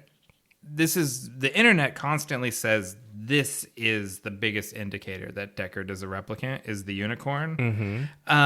But I don't think it's the biggest indicator. I think the eyes are the biggest indicator. Why do the nerds think the unicorn matters so much without pulling it up? Because it's an implanted memory. Oh, okay. And at the end of the movie, when Gaff leaves him a unicorn, he leaves him the origami unicorn. It's basically saying, I know your shit just like you know Rachel's shit. Exactly. So that is why the internet feels like it's the biggest sign. But I feel like the unicorn on its own would be ambiguous. The unicorn plus the eyes is unequivocal. Yeah, nerds, listen up. And so I haven't seen the movie Legend. Oh, man, that's a good one. That also has a unicorn, right? And that's also directed by Ridley Scott. Yeah. So he's got a thing for unicorns because he's that kind of guy that like his fingerprints are on everything he makes. Yeah, he doesn't change it a lot. It's kind of like if a songwriter, all their songs kind of have their thing. Yeah. So I don't know what unicorns are to him because I haven't seen enough Ridley Scott unicorn jams. Well, normally unicorns symbolize like purity, rareness, some sort of like untouched goodness usually. So is Rachel the unicorn or is Deckard the unicorn? If one of them is. I think maybe Deckard's the unicorn, right? Because he is the replicant who, maybe Rachel is the unicorn who Deckard is looking for. I think they both are. Maybe like they're both unicorn replicants. He's a black unicorn. Probably. Yeah, that's probably true. And they're the two that reproduce with each other. Again, spoiling the sequel to this movie. Can't believe you do that. So yeah, I think they're both unicorns. Okay. Anyways, the unicorn dream. This is not in the theatrical cut. The unicorn dream, he's just sitting there tinkling on the piano. The unicorn dream doesn't happen. This final cut was the only version of all of them that Ridley Scott had pure control over with nobody's influence or approval. Yeah. Even the director's cut was not purely Ridley Scott. And this is very similar to the director's cut. The main differences are cosmetic between the two of them. Because he recolor graded it and digitally fixed a couple like weird moments, but otherwise this and the director's cut are very close to each other. So basically he wakes up and he's looking at the photograph from Leon's apartment, and he's like enhancing it, and I really like how they kind of get into this this computer tech that they've got. It's pretty cool, retro. Yeah. We still don't have enhance. You can't do that. But one thing we do have is with a sufficiently high megapixel photo, you can just zoom and zoom and zoom. Yeah, and that's kind of what he's doing Yeah. with the enhance is just zooming. Yeah. It's like he's just telling it which frame to Zoom to in here, zoom in here. I like that it kind of does it like it's almost like it's a slide. It's like like slides or whatever. It's pretty cool. Yeah, the whole thing. So he is sort of inspired by the photo that Rachel left because she left him this picture supposedly of her with her mother. And it gave him new perspective on if this replicant has pictures of her mom and feels attachment to them. Yeah. There's something I can find in these pictures. And eventually, zooming in and out, he kind of looks at Roy's arm and he zooms all over the thing. He eventually gets a pretty good shot of Zora's face, and she got a tattoo. Yeah. She has a tattoo of a snake on her face. Yeah. Pretty cool. Yeah, pretty cool. Not a great idea if you're trying to keep a low profile. Yeah, well, I also think that like having random apartments and jobs and shit is hard when you want to keep a low profile, but gotta pay, you gotta eat, right? It takes money to live in this world. If you want to fight against the Tyrell Corporation, you need some funds. So yeah, you never see Roy Batty working. No, he's sending everyone else out to get jobs. Is Roy Batty a pimp? Ooh, I was going to make the case that he's the hero of the movie. Oh. But now you have he is bossing everyone around and not doing a whole lot except being intimidating. And it seems like 2 of his employees and his crew are sex workers. Well, okay. A cabaret performer 1.5. arguably is a sex worker adjacent, but she's not. You don't know what happened with that snake show. It's off screen. Boy, your imagination went places with this. Hey, I'm just riffing on the idea that Roy is a pimp. In the book, that character is an opera singer. And so maybe I'm bringing too much of the book with me, but I assumed this was just a burlesque performance. Yeah, I think it was. Yeah. Like, that was when I was watching it with Carrie. I think she said it was burlesque. Yeah. So anyways, we skipped over Anemoid Row, which Deckard, on the trail of the snake, where the scales came from, goes down to Anemoid Row. Yeah, I think that's what happens next after the enhancing of the photo. And he takes the scale to some Asian ladies, and they look at it. And it even has like a maker's mark, like serial number in the scale. Yeah. And they send him over to Abdul bin Hassan, who is the snake dealer in town. He's the Egyptian guy. He's a snake maker. Yeah. And one thing I was noting when I was watching this movie, it's like we're almost at the halfway point of a 2-hour movie. And there has been 0 action. Oh, yeah. The only closest thing to action was Leon shot the cop in the beginning. That's true. Other than that, this is just sleuthing. This is just detective work. It's and this is why I say, like, this doesn't seem like a Dave movie, because it is a very slow, plodding movie. And you usually get bored.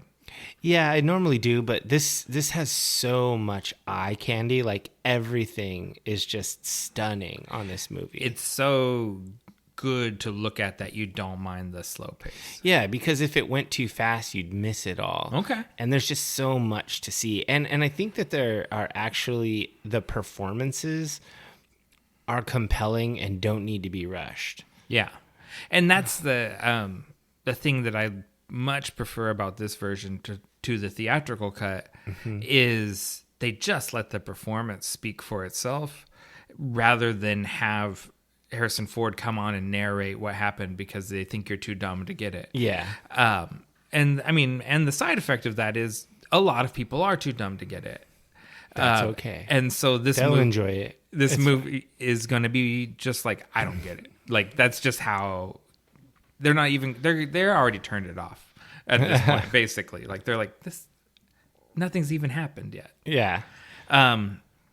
But go ahead. He presses the Egyptian. The Egyptian points him towards Taffy Lewis, who runs a club in Chinatown. Yeah.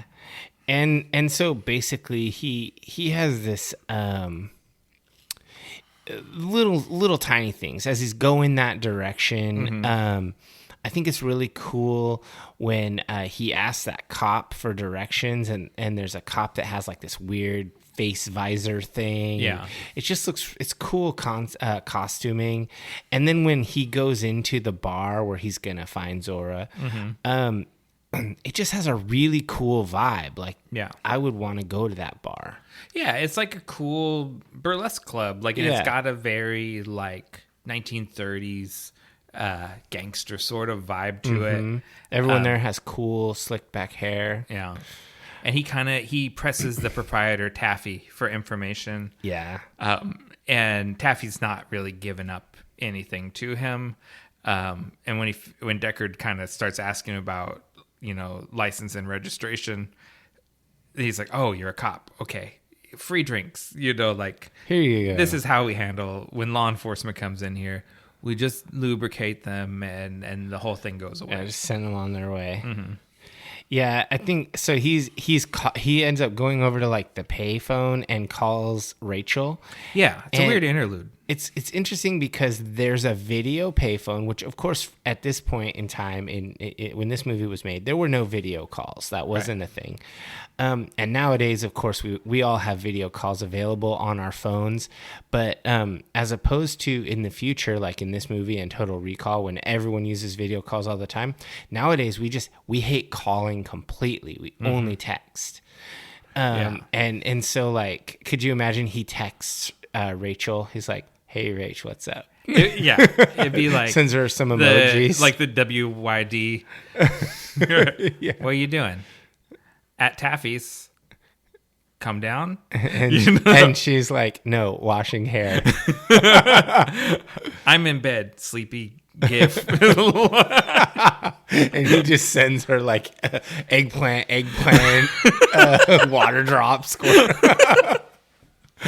You don't think Deckard has a whole lot of game, do you? No, not at all.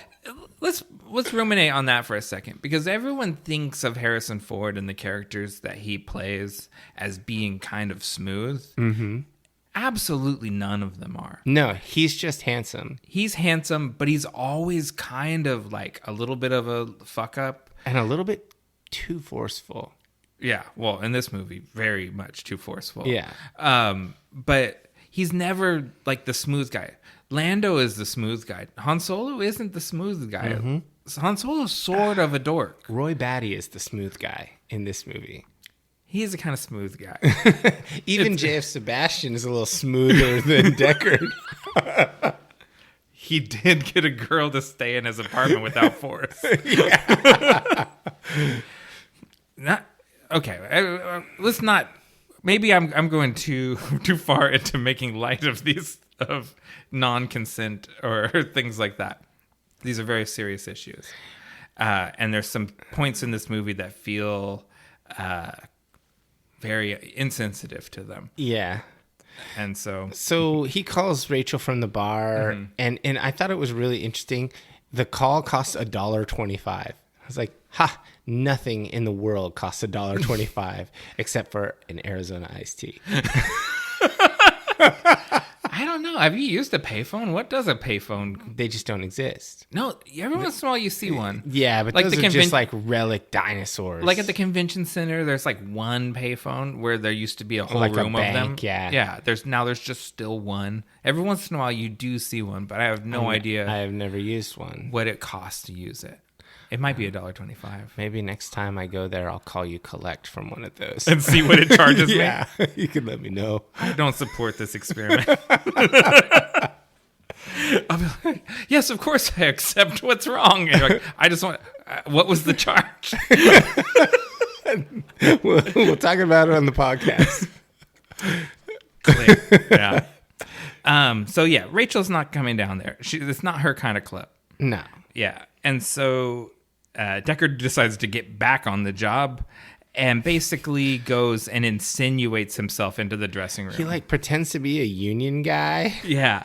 This is the closest thing to humor in the entire movie. Yeah, because you have Harrison Ford acting like kind of like a sniveling like bureaucrat. Yeah, like he goes in and he says he's from the American Federation of Variety Artists.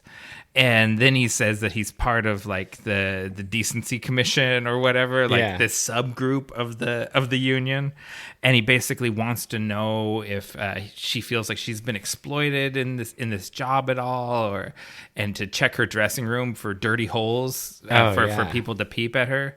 And she's kind of confused and amused, and she's buying it for a little bit, but eventually she kind of gets that this is BS. It's BS, and he's a detective. She kind of figures it out. Yeah, and it's weird because like she doesn't care that he's there, and like she goes and takes a shower, and then has this weird like hair bubble dryer thing that leaves her hair all like permed. Yeah. It would be pretty handy to have a hairdryer you can stick your whole head in. Step out of the shower, stick your head in the bubble, and done. And so she goes over and she's putting on her weird harness bra thing, and she asks him to strap her up, and then she beats his ass. Yeah, and it's like she has on like this. Like it's a clear plastic dress over her underwear, and I was just thinking like, what the fuck? This is weird. And I just thought like, would anybody wear that? I mean, maybe, but really, it pays off later on because they have this chase to the city where she's running around. And one thing that I thought was really cool about this chase scene is there are so many extras, and they all look so cool. Like the costuming on the extras, it's just so legit. Before we get there, I don't want to miss the character beat that she chokes him with her tie or with his tie. Yeah. Because there's been all of this stuff about her and the snake. She has a pet snake. She has a snake tattoo. She left the snake scale behind, and then she's literally constricting him. So it's pretty cool. It's like snake. Like there's just this like it's all visual and like thematic storytelling, and it's like these are the things that make these sort of next level movies. It's what you're seeing, whether you perceive it or not. That level of consideration. It's like subconscious connections are made. Yes, all the time. And then, like you said, when we're running through the city, there's all these future people, and then there's people that don't look different at all, like Hasidic Jews and Hare Krishnas. And some of like the old school Chinese outfits and stuff. So like there's this mix because in 2019, Hasidic Jews still dress like Hasidic Jews. Yeah, like, exactly the same. Any time in history, they're going to wear those hats. They're going to have their hair and beards like that. And wear a fancy suit, whatever the suit of the day is. Yeah, and that's just how they're going to look. So it's like, it makes it feel like a real world. And there's taxis and buses and just all these things that ground it. And he can't get a shot on her. Like, she's physically superior to him. Yeah, she's faster and stronger. And he can't, through the crowd, ever get a bead on her. Mm-hmm. And so, basically, she's running, and when he shoots at her, he finally gets a shot at her. It looks so surreal because the blood splatter happens on the inside of the clear dress, and it runs down. And it just looks so cool. It's utterly striking. Yeah. How it was clearly plotted to happen that way. That the clear dress makes the wounds look really crazy. Yeah. So I think that is a big part of why she has the clear raincoat on. And the other part is to protect her while she's running through the plate glass windows. Oh yeah. It was just a practical thing. Even sugar glass running through in your bra and panties, you're liable to get cut somehow. Yeah. And it's just a level of protection. And it just looks really cool in the last part where she breaks through and there's like a false winter, like fake snow scene, and she gets shot and falls by it. And it's just these I guess set design elements just makes the whole scene look really striking. Oh, for sure. And Leon is looking on from across the street, and he looks like properly upset. Yeah, like that's his sister. Like he's not. It's not just like, okay, moving on. Took out one of my crew members. Yeah, he's very sad. Mm-hmm. And there's a lot of stuff in this scene. So this version, the final cut that we're watching, they digitally shot new footage with Joanna Cassidy because previously in all the previous versions, the stunt woman was very visible, her face and everything. Yeah, and so they shot some stuff with Joanna Cassidy in 2007 and then digitally replaced the face. Oh, wow. And fixed this scene because this is one of those scenes in every other version of the movie that has stuck out like a sore thumb. A little sketchy. It's like the wrong face. Yeah, wrong exactly. lady. And it's a bad wig and everything. And so this is one of the things. And Joanna Cassidy in 2007 still looks amazing. And, especially with a little digital magic, it's blended together really well. Big thing that stands out to me is Deckard is not like happy. Like he stands over her and he looks like mournful. Like he's not, he doesn't feel good about what he did there. Mm-hmm. It's not a triumphant scene in any way. Like you said earlier, there hasn't been any action and now there's been some action and it feels bad. Like it doesn't feel like, yeah, got her. It feels like, ugh. Yeah, there was no win here. Yeah, and then in the theatrical cut, Deckard's voiceover, he says it explicitly. He says, the report would be routine retirement of a replicant, which didn't make me feel any better about shooting a woman in the back. Yeah. And it's like, it's a joyless moment. Yeah, and I mean, these retirements are these Blade Runners are basically just bureaucrats. Mm-hmm. They're just faceless employees doing work. Yeah. There's no life associated with what they're doing. Yeah, and that's bureaucrat is the word that Ridley Scott always uses in interviews. He says that Deckard is a bureaucrat. And I talked about it earlier. The religious philosophy of the time prohibits all killing, right? Yeah. And so this job of being a Blade Runner, it's a little bit like, like in Buddhist and Taoist philosophy where the handling of dead bodies is an unclean job. That's why you have like the untouchable caste and things like that. Blade Runners are sort of untouchables. Yeah. In that they do something terrible that no one respects, but they're demanded to do it. Yeah. And so it's like it's hard. It's just like this whole thing is a big bummer. And what happens whenever Deckard does anything? Gaff shows up. Yeah.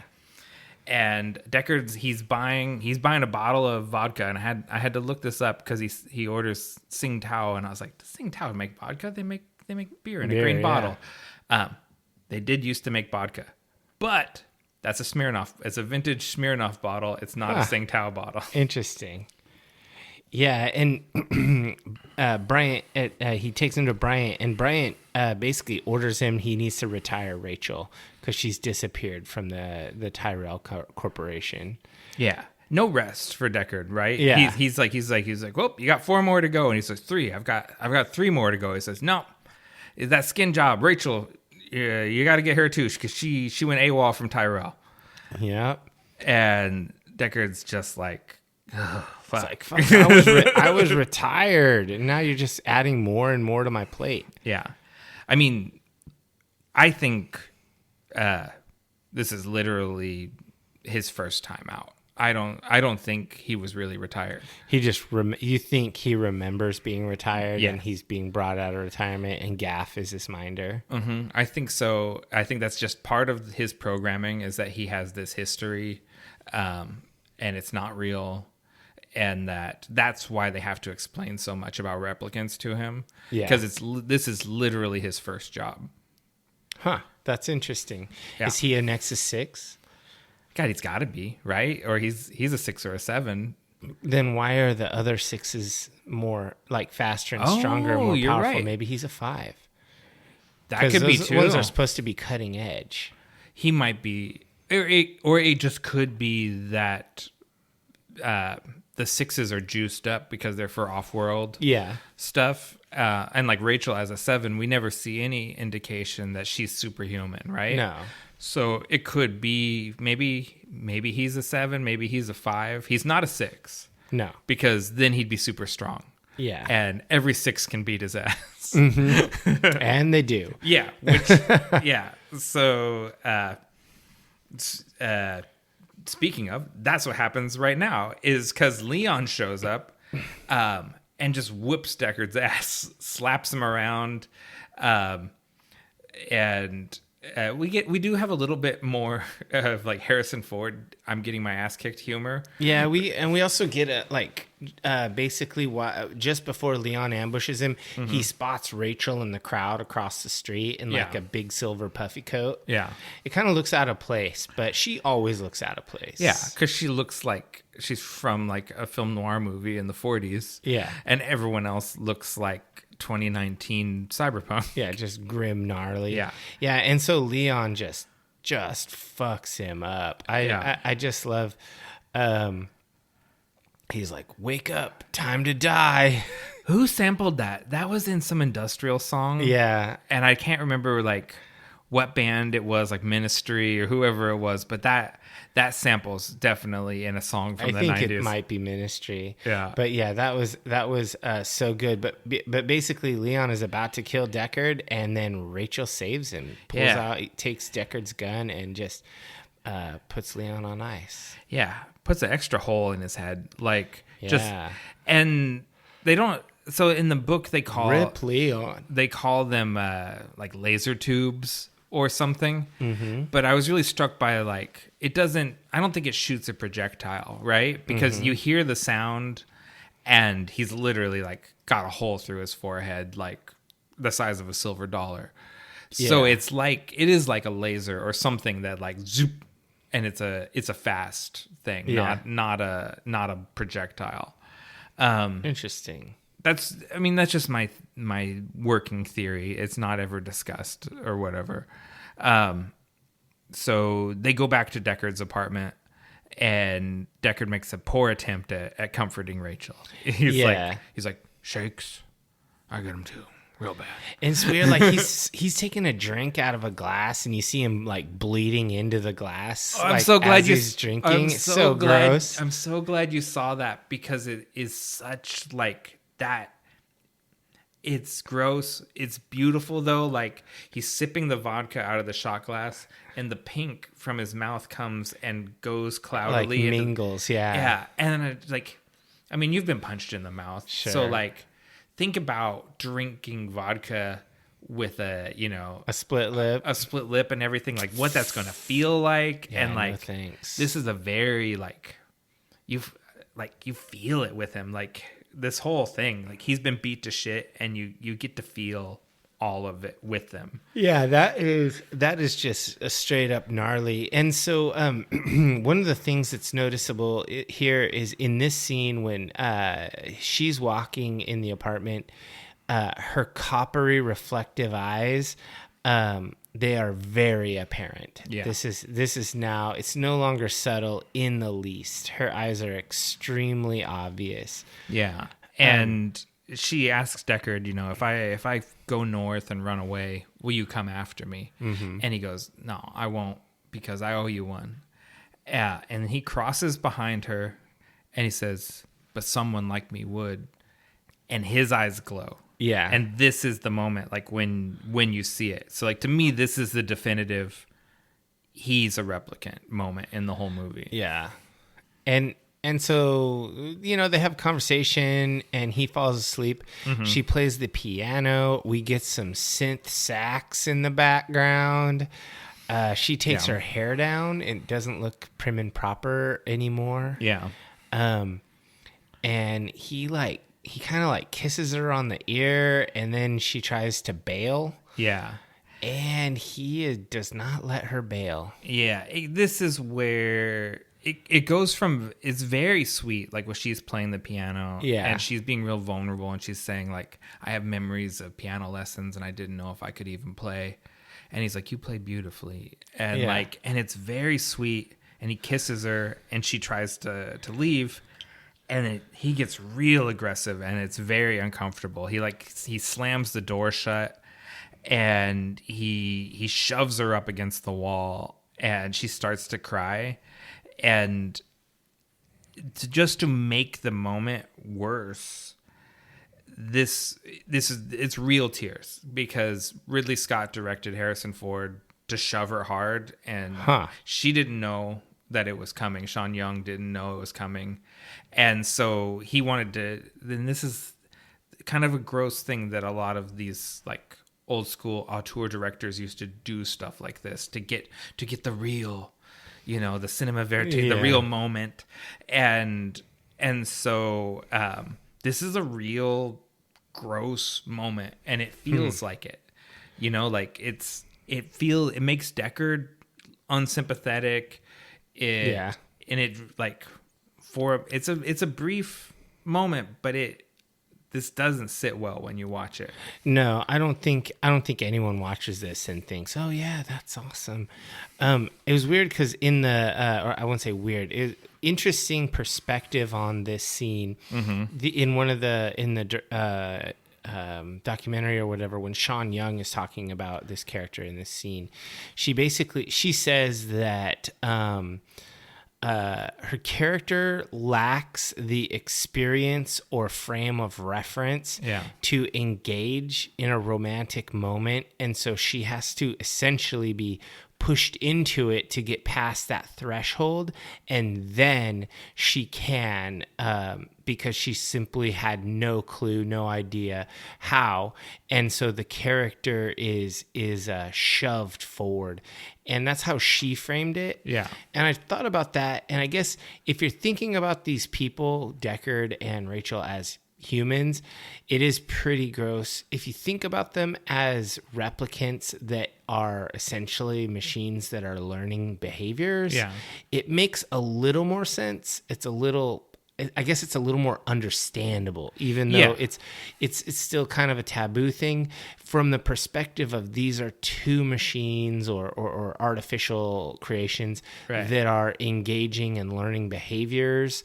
That changes it in your mind. It makes it make more sense how messy it is, right? Like, because neither one of them is experienced at it. Exactly. They both are just complete shit shows. Yeah. It's absolutely not something in 2022 that you would do. No, you wouldn't put that on there. And the behind the scenes stuff wouldn't happen, because now that they have intimacy coordinators, they're called, and people that basically make sure that everyone involved in shooting a love scene is comfortable, and like, so that stuff like this doesn't happen, because there's 100 years of Hollywood treating female actors badly being shitty in these scenes, like intentionally scaring a woman so that you can get the reaction of it and stuff like that.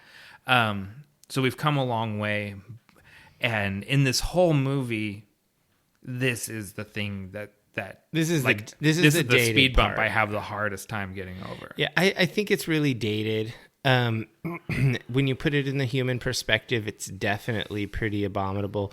When you put it in the sci-fi perspective, it's a little less so.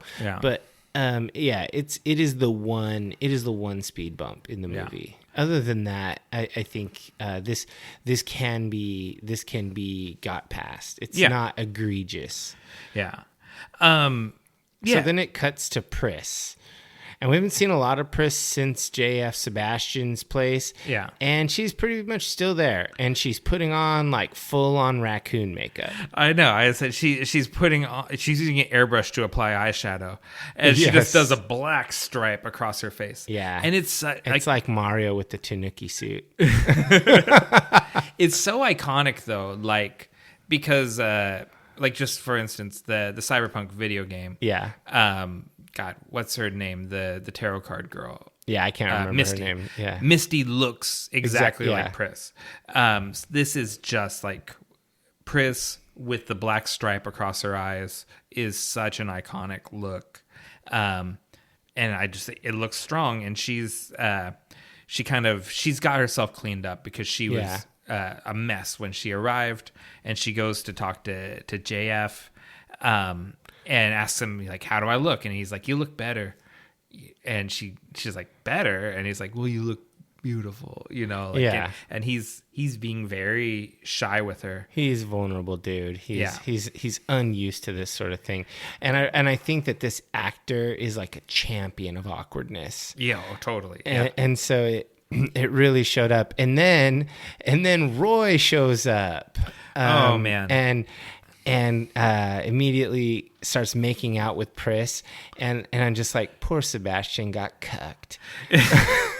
He does, like, you see the air go out of his balloon, like, he's like, I'm gonna go get a drink. And he immediately leaves. Yeah, he's like, I'm gonna make breakfast. Yeah, and because I mean, Sebastian's like this nerdy little guy, and Roy Batty is this like handsome, like statuesque guy. Yeah, and he can't compete. Rutger Hauer does. This is one of my favorite acting moments, because he comes and he tells Pris, "There's just two of us left," and his face, like, I backed it up and played it back when Lisa and I were watching it, and I was like, watch this and think about he's 4 years old, and watch his face, like, and think about how a child processes emotions like loss and things like that, and like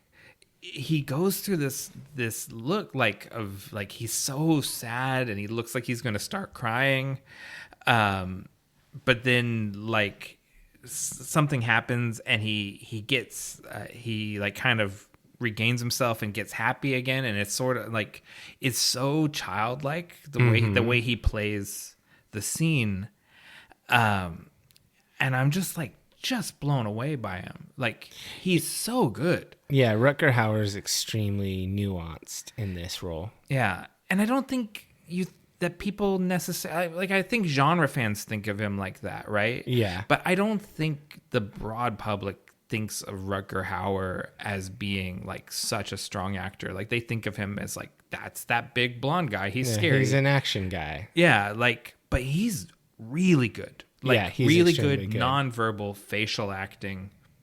So good.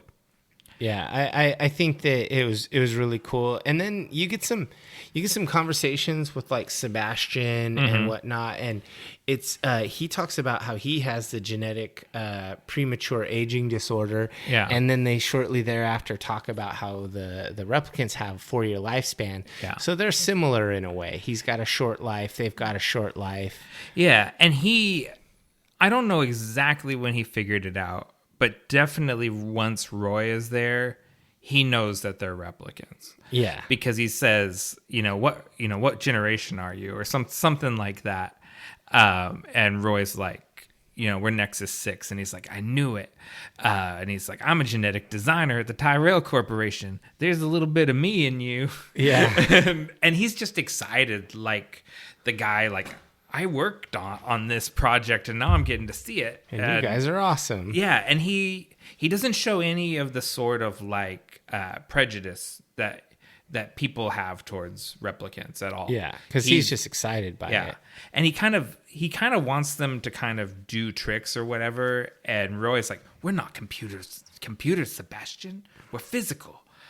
And and I think he's contrite. Like, he's not like it's sort of like, sorry, like, for wanting you to dance like you're not one of my dolls. Yeah. You're like a person.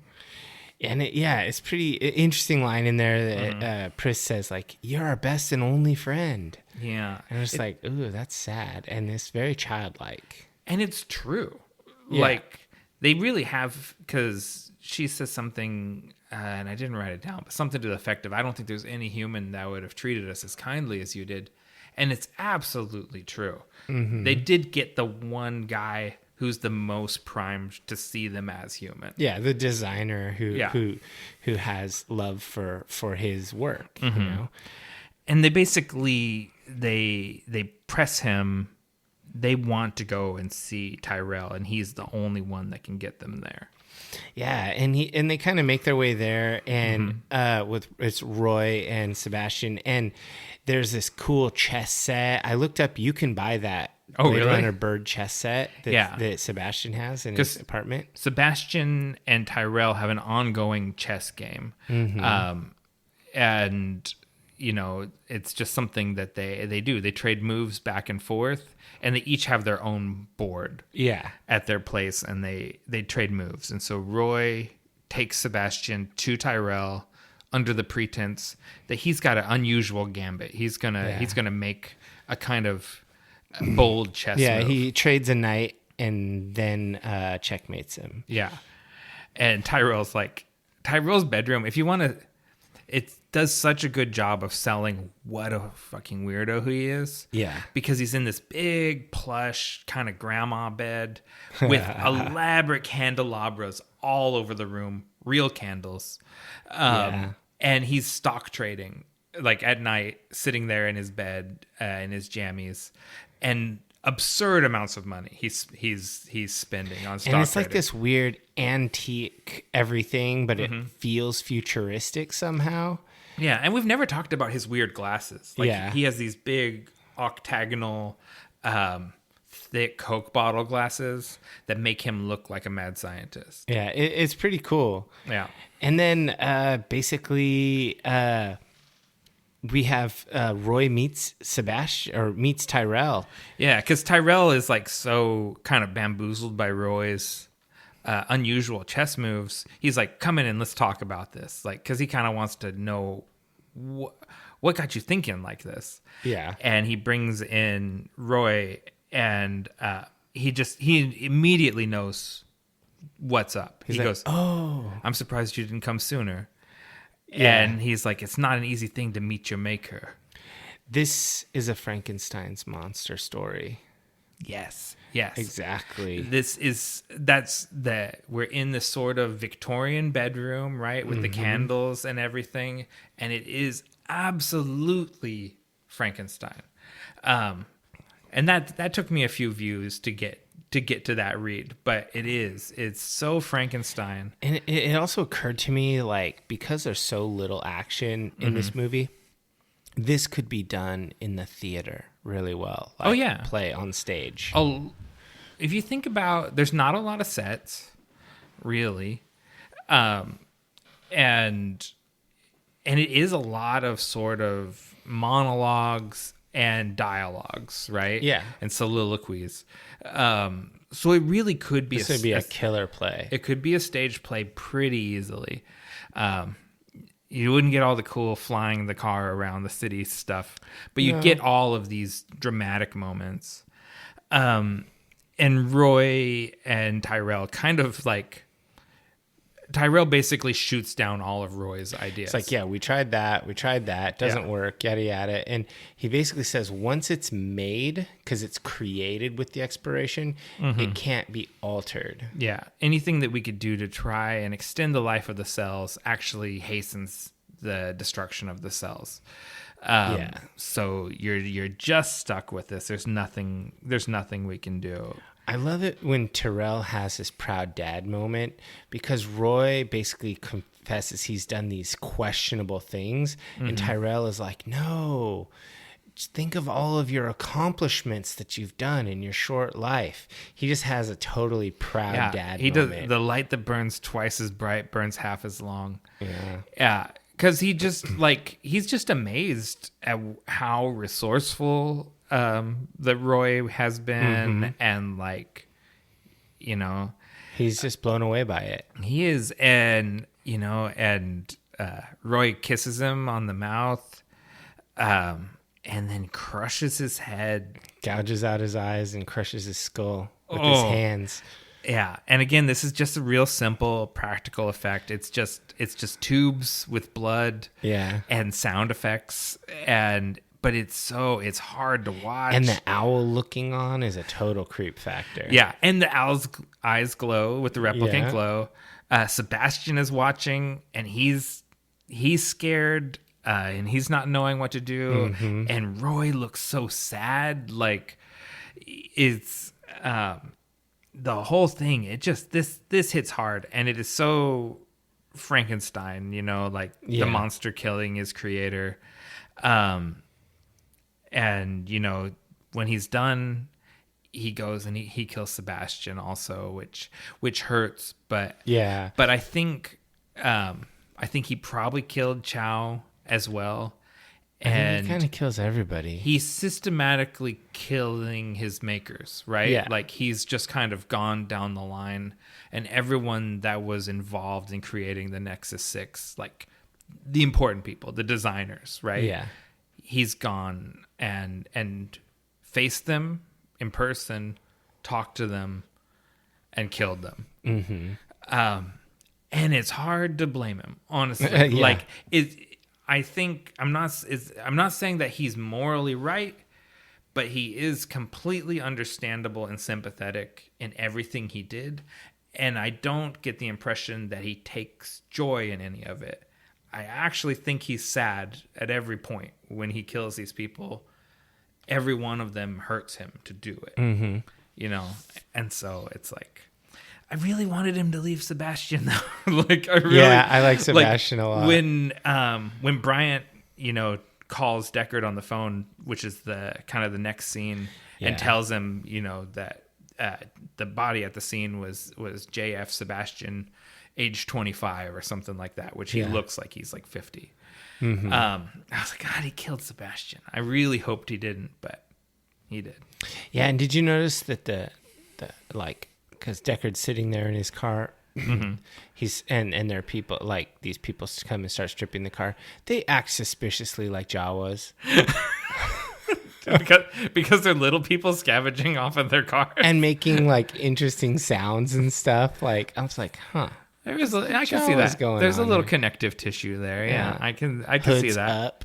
One of those guys is I can't think of the actor's name, but it's that guy from Bad Santa. The little person that's in that movie. Do you know what I'm talking about? No, I don't know.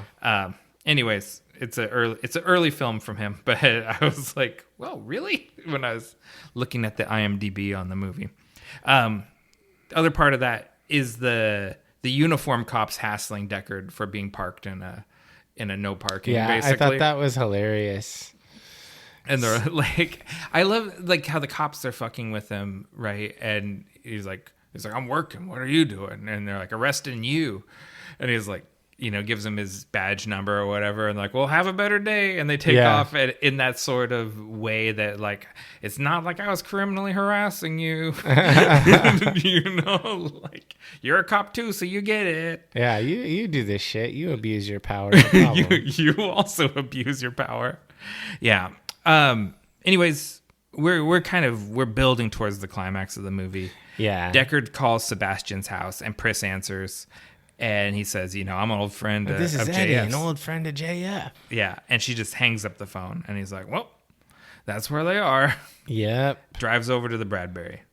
Yeah, and so Deckard goes in there, and he's trying to ambush Pris, but she is among the mannequins, and she's got this like kind of veil over her head, and there's all the different toys and things moving about. I mean...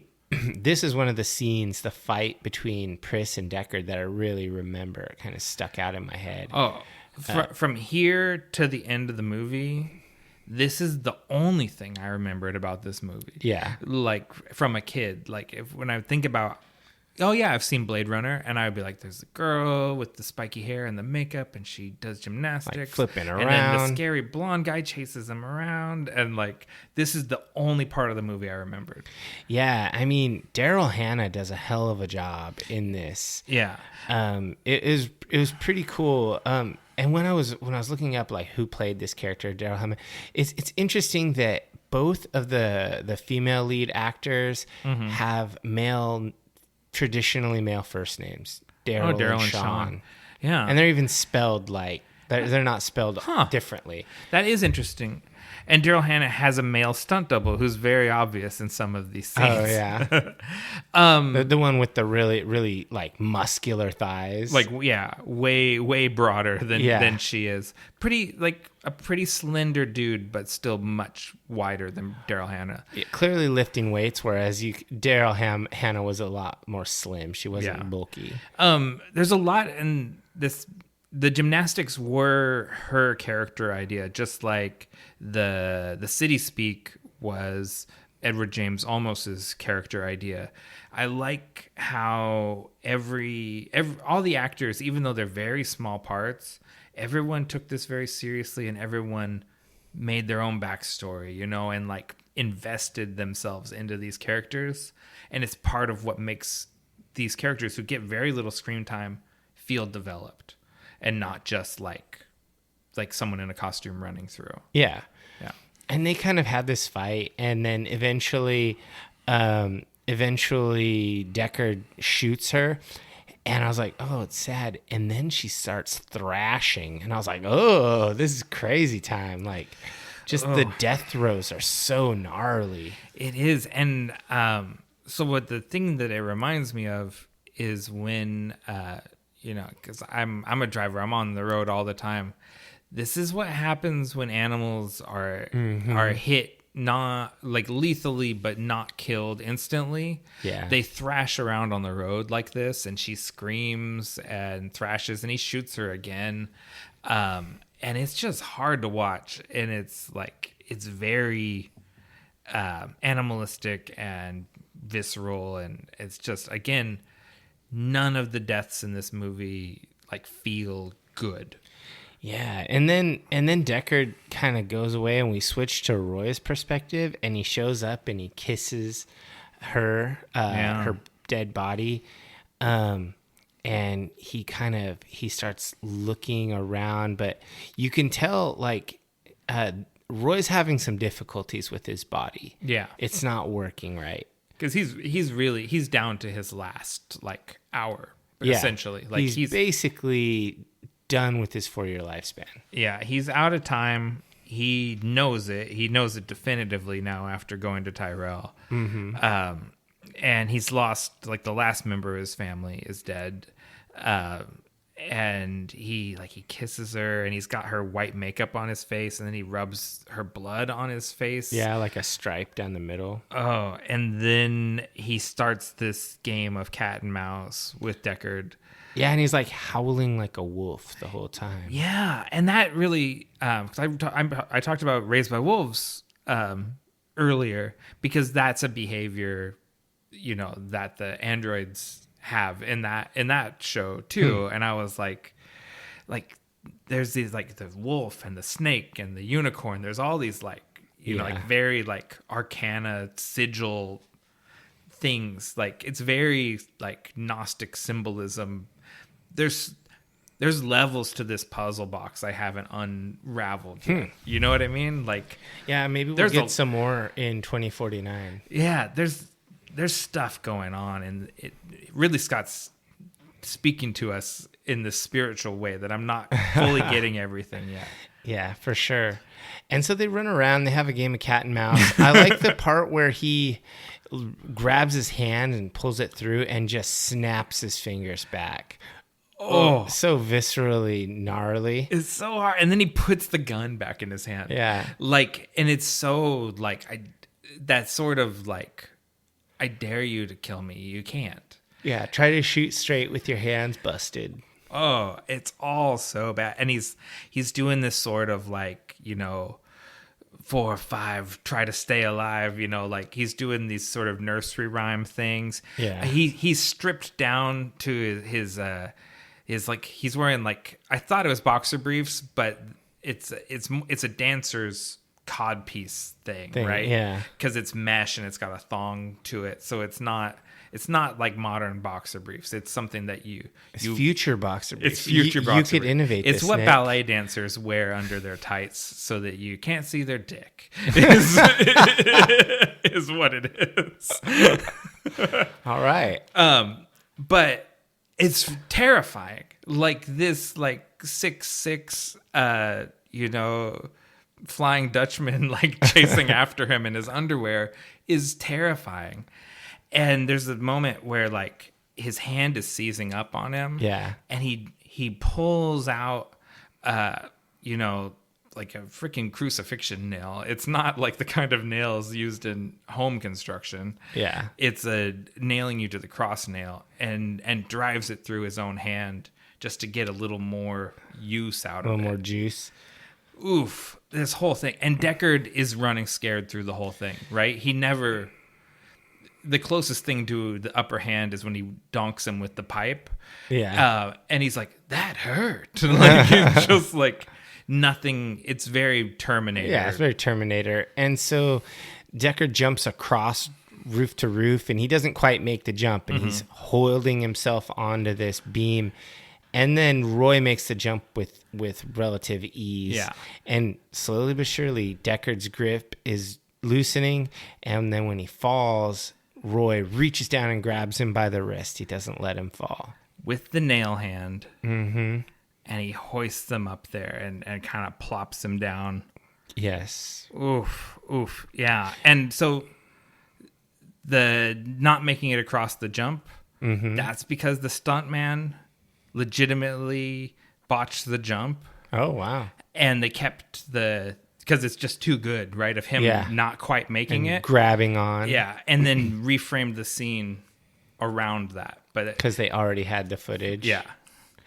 And and so they're sitting there, and this is where Roy does the tears in the rain speech. Yeah, and I read about this. I wrote it down. But the interesting part about this speech is basically Roy's final monologue. It was really long, right? From the script, and Rutger Hauer said that there was just like it was just like techno jumble. Yeah, it was like stereo instructions, and so he really just slashed it down to like 42 words, and he actually added that part, tears in the rain. Yeah. And he added that to it, and otherwise kept it mostly the same, but with getting rid of all of that nonsense. And this is probably the best monologue in any movie for me. Yeah. So that's what someone called it, the most moving death soliloquy in cinema history. Yeah, it's the thing I love about this is that it refers to things that without detail, without reference. So it alludes to a greater universe of things happening. So it's just really crazy. And it's also a callback to the earlier scene with Chow, because he says, I designed your eyes, and he goes, the things I've seen with your eyes. Yeah. And so this calls back to it. Do you want to read it? If you want me to, I'll do it. Go ahead. He says, hold on. You don't have to perform it. No, I'm going to do it. I memorized it even. Oh, okay. I've seen things you people wouldn't believe. Attack ships on fire off the shoulder of Orion. I've seen sea breams glisten in the dark at the Tannhauser Gate. All those moments will be lost in time, like tears in the rain. I messed up a couple. And then it ends, time to die. And then he dies. And then the dove flies away. Like, yeah. Oh. Yeah, you mostly got it. There's a couple of little things. I said breams instead of beams. Yeah. Anyways. Yeah, man. Watch sea beams glitter in the dark near the Tannhauser Gate. That part is so cool. I mean, but basically he's referring to like space battles and things and beautiful beautiful images from somewhere in the solar system that other people just can't imagine. And those memories are going to be gone when he dies. And it's just a really moving scene. And Rutger Hauer's performance is just so good. Mm-hmm. So I really enjoyed that part. And then the bird flies away. It's all symbolic. It's just extremely sad. Yeah. And so this is one of the other moments where it's fixed in the final cut. Mm-hmm. Because in all the other versions, the bird flies off into the sun because it's like a morning shot. Yeah. When everything else is dark. It's nighttime. So in the final cut, it's nighttime. And it's just one of those things where they digitally went in and were like, okay, this just never worked. It's just dark. Fixed it. Yeah. Yeah. And so basically, Batty was just making his final mark on existence. And he was basically showing Deckard that he was a real person. Yeah. So I'm glad it's not there, but this is the voiceover from the theatrical cut. Oh, okay. I don't know why he saved my life. Maybe in those last moments, he loved life more than he ever had before. Not just his life, anybody's life. My life. All he wanted were the same thing, the same answers as the rest of us. Where did I come from? Where am I going? How long have I got? All I could do was sit there and watch him die. I mean, that's not terrible, but it does cheapen the scene. It does. It just like ruins it. Yeah, just let it sit there. Because I mean, basically, Rutger Hauer said that this final scene was a demonstration of Batty's humanity. Right. And so it's like he drops his mic, and then Harrison Ford comes over and picks it up. I'm gonna let you finish, but yeah, like I was the greatest replicant. Yeah, it's like the voiceover is just so unnecessary. Yeah, and then Gaff arrives. Surprise! And compliments Deckard on his work. But he reminds him he's still got to kill Rachel. Well, sort of, right? Like, because he goes, "You've done a man's job, sir. I guess you're through, huh?" And he's like, finished. I'm done. And he goes, "It's too bad she won't live. Yeah. But then again, who does?" And it's like, basically he's saying, "You're not going to kill the girl, are you?" And it's like, "No, I'm not going to kill the girl." It's like, oh, well, she's going to expire else, yeah. anyway. Someone else will, or she'll expire or whatever. Yeah. And then when he goes and he gets Rachel, there's a little origami unicorn on the floor. Yeah. And this is the moment where, Gaff is basically saying, "I know who you are. I know your memories. I know your dreams because they were put there. Yeah. Also, I knew you were going to come and do this, but we're just letting it happen." Yeah. Like, basically, he's sort of like, Gaff is like, "You know what? You earned this one, buddy." Yeah. It's like take the replicant away. You're both going to be done anyway. Yeah. You're going to expire. And then it just goes black and has cool ass outro music. Right.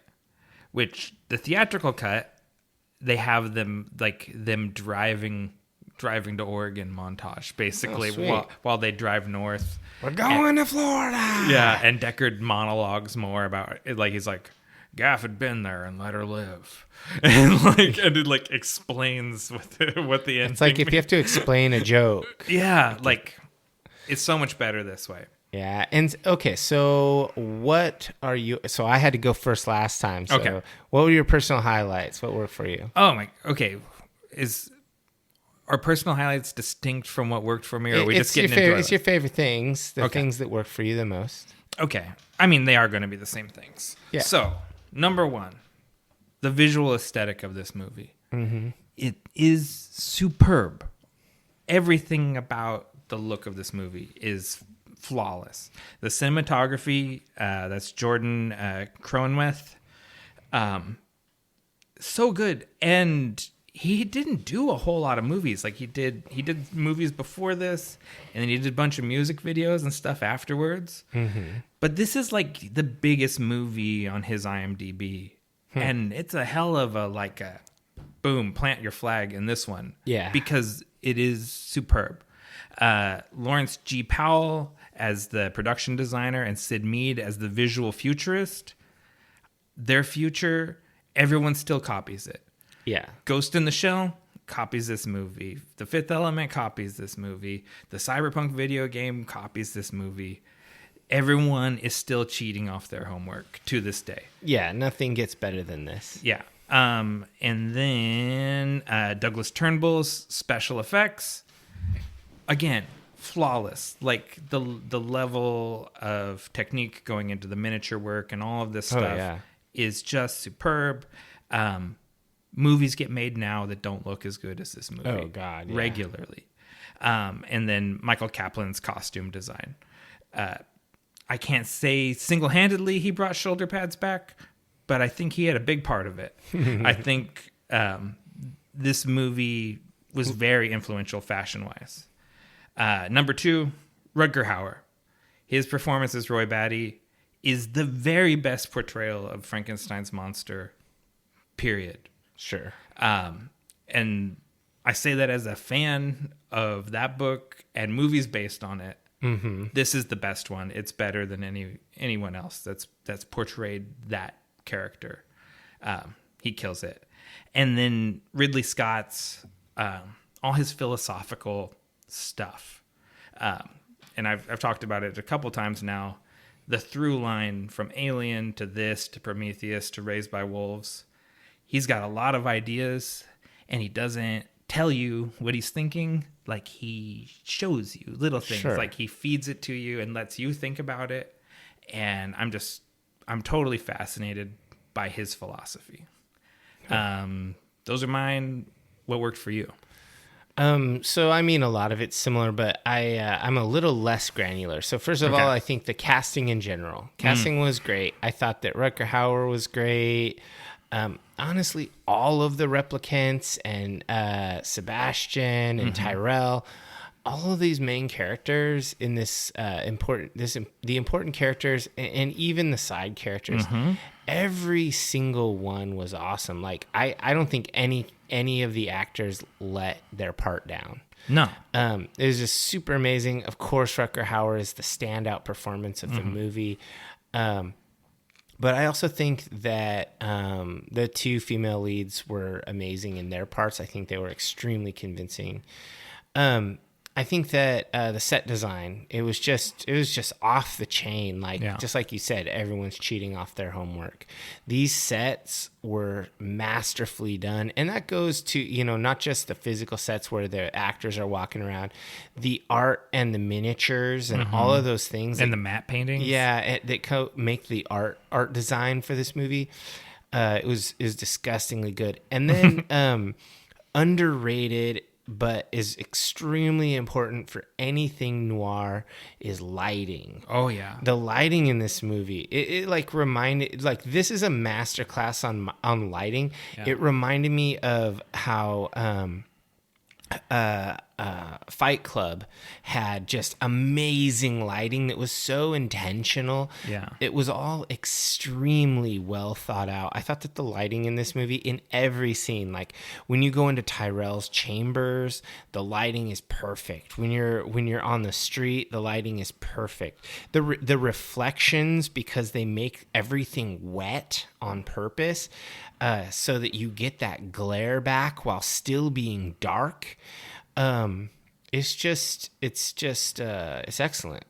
Yeah, it really is. And I'm trying to find who did the light design on this. No worries. My next one is Nebulous.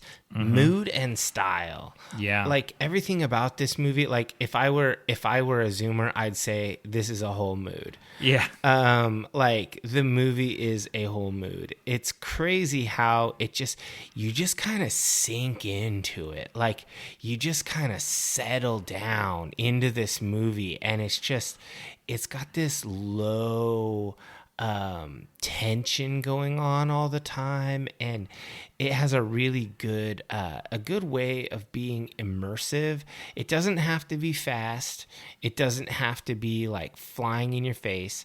It's just one of those movies that has it conveys emotion just with its sets and its presence and the whole deal. So I think the Crowenwith is the guy that gets credit for the lighting, the cinematographer. Oh, okay. Well, it was amazing. Yeah. So those are the things that were my personal highlights. So what about you? What didn't work for you? Just two things. Number one is elements from the book that aren't explained in any way in the movie. So like, I think there needed to be a little bit more talk about, even if they didn't talk about the religion of mercerism specifically, why things like the calfskin wallet and things like that, like why these are significant. It's just left ambiguous. And I think my understanding of the movie got much greater after reading the book. Okay. So I could have used just a little bit more telling, I guess, about the world.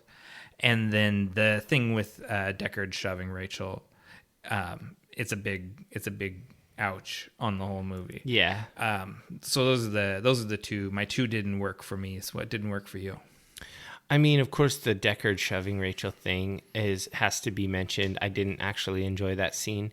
I enjoyed it up until then. I think that the other thing is this is a suspense movie that is supposed to seem like an action movie, but it's not. So it was a little slow by modern standards. I think that a modern movie audience would not enjoy the pacing of this movie. Yeah. It didn't really bother me because I was just enjoying the ride. I knew I was strapping in for 2 hours of like chill futurism, but I think there might be some people that wouldn't enjoy that. Yeah. Lisa doesn't like watching this movie. I can say that after like watching it twice, in the last week, she's just like, I don't enjoy this. Like, it's good, but I don't like watching it. It's it's a bomb out. It is a bum out, but I like that. Yeah. So what are your final thoughts and rating?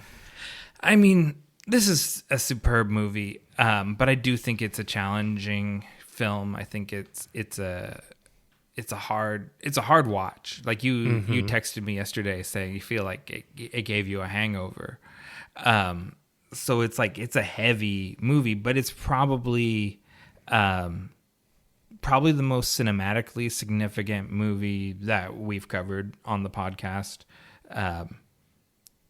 Clockwork Orange being the next closest, and this one maybe being several yards out ahead in the race from that. I don't know how you could give it less than 5 stars. I think this is a movie that there's whole like college courses taught on probably. Yeah. So, I mean, I'm pretty much in the same, and I think you probably would have predicted that. Yeah. I still think this is my favorite movie. Do you really? That's cool. I'm glad that you didn't like, oh, it turned out I hated Blade Runner. No, I think that this movie has so much to offer on many levels, and I really, really enjoyed it. I think that this whole IP is just absolutely superb. Yeah. It's a 5-star movie without a doubt. I mean, all of the different things put it in the 8s and 85, 89, 87, 84. So, it's I mean, if we were doing fractions, maybe we're quibbling somewhere in between the 4 and 5. A 4.5-star movie or whatever. But since we're not, I think it has to fall on a 5. Yeah. And honestly, I do think that this comes close to being a perfect movie. It's probably the best movie we have done on this podcast. Just objectively. The first Dune? No, not the first Dune. The new Dune. How dare you? I think Dune is a better movie than this, but Dune is half a movie. That's the problem. This is a whole movie. This is a whole movie, but it's just as open-ended as Dune is. Like, you don't know, even with the happy ending where you get to see them drive away, you don't know what happened to them. You have nothing. Like, how are they going to live when they get away? Who knows? Like, their adventure is just starting. They are 2 androids on the run. This is no more complete than They Dune. should have made like a comedy buddy cop movie thing like Androids in Love. Or something. You know what it would be is Warner Brothers would market it like that, like it's a romantic comedy. It's just a big bum out, and it would be murder. just a bum out, and like rage. It would be like The Road. Exactly, and you. That's exactly what I'm imagining. It's a Cormac McCarthy thing. Yeah, because again. It always comes back to Warner Brothers and their dartboard of corporate strategies. Yeah, they're horrible. So they put out some of the best movies ever. Yeah. But they don't... It's like no one's steering the ship at the same time. They just need to let the creative people steer the ship. I guess. It's not a bunch of MBA douchebags. Yeah. Anyway, so we both agree. This is a 5-star movie without much quibbling about it. Mm-hmm. And so let's go ahead and take a break, and we will come back and wrap this up.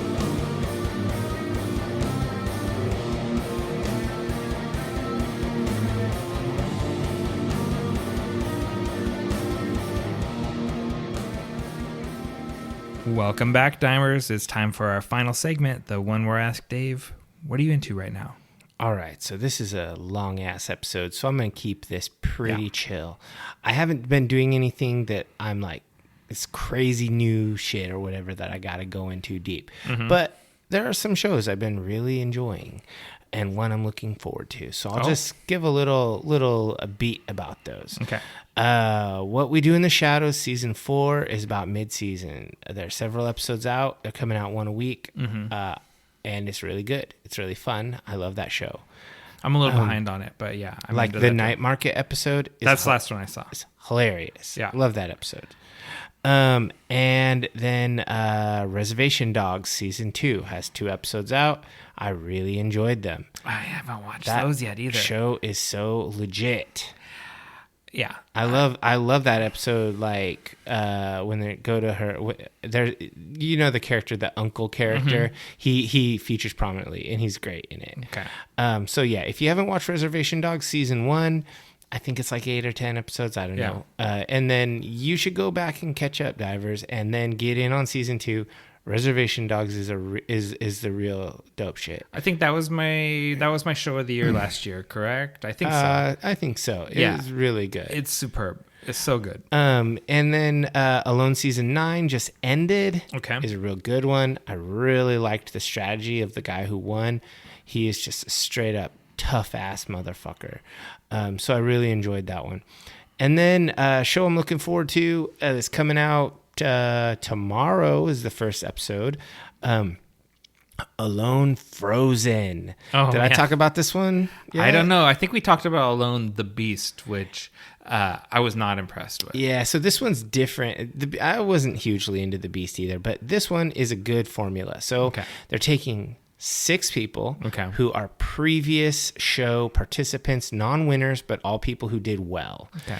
And they're going to take them out there. They're taking them out there over. It happens essentially concurrently with Alone season 9.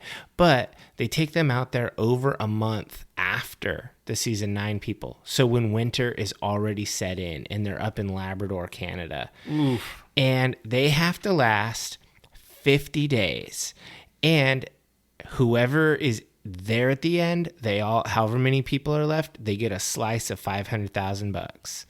So, oh wow, all of them can win, and if they all win, they each get about $85,000 or so.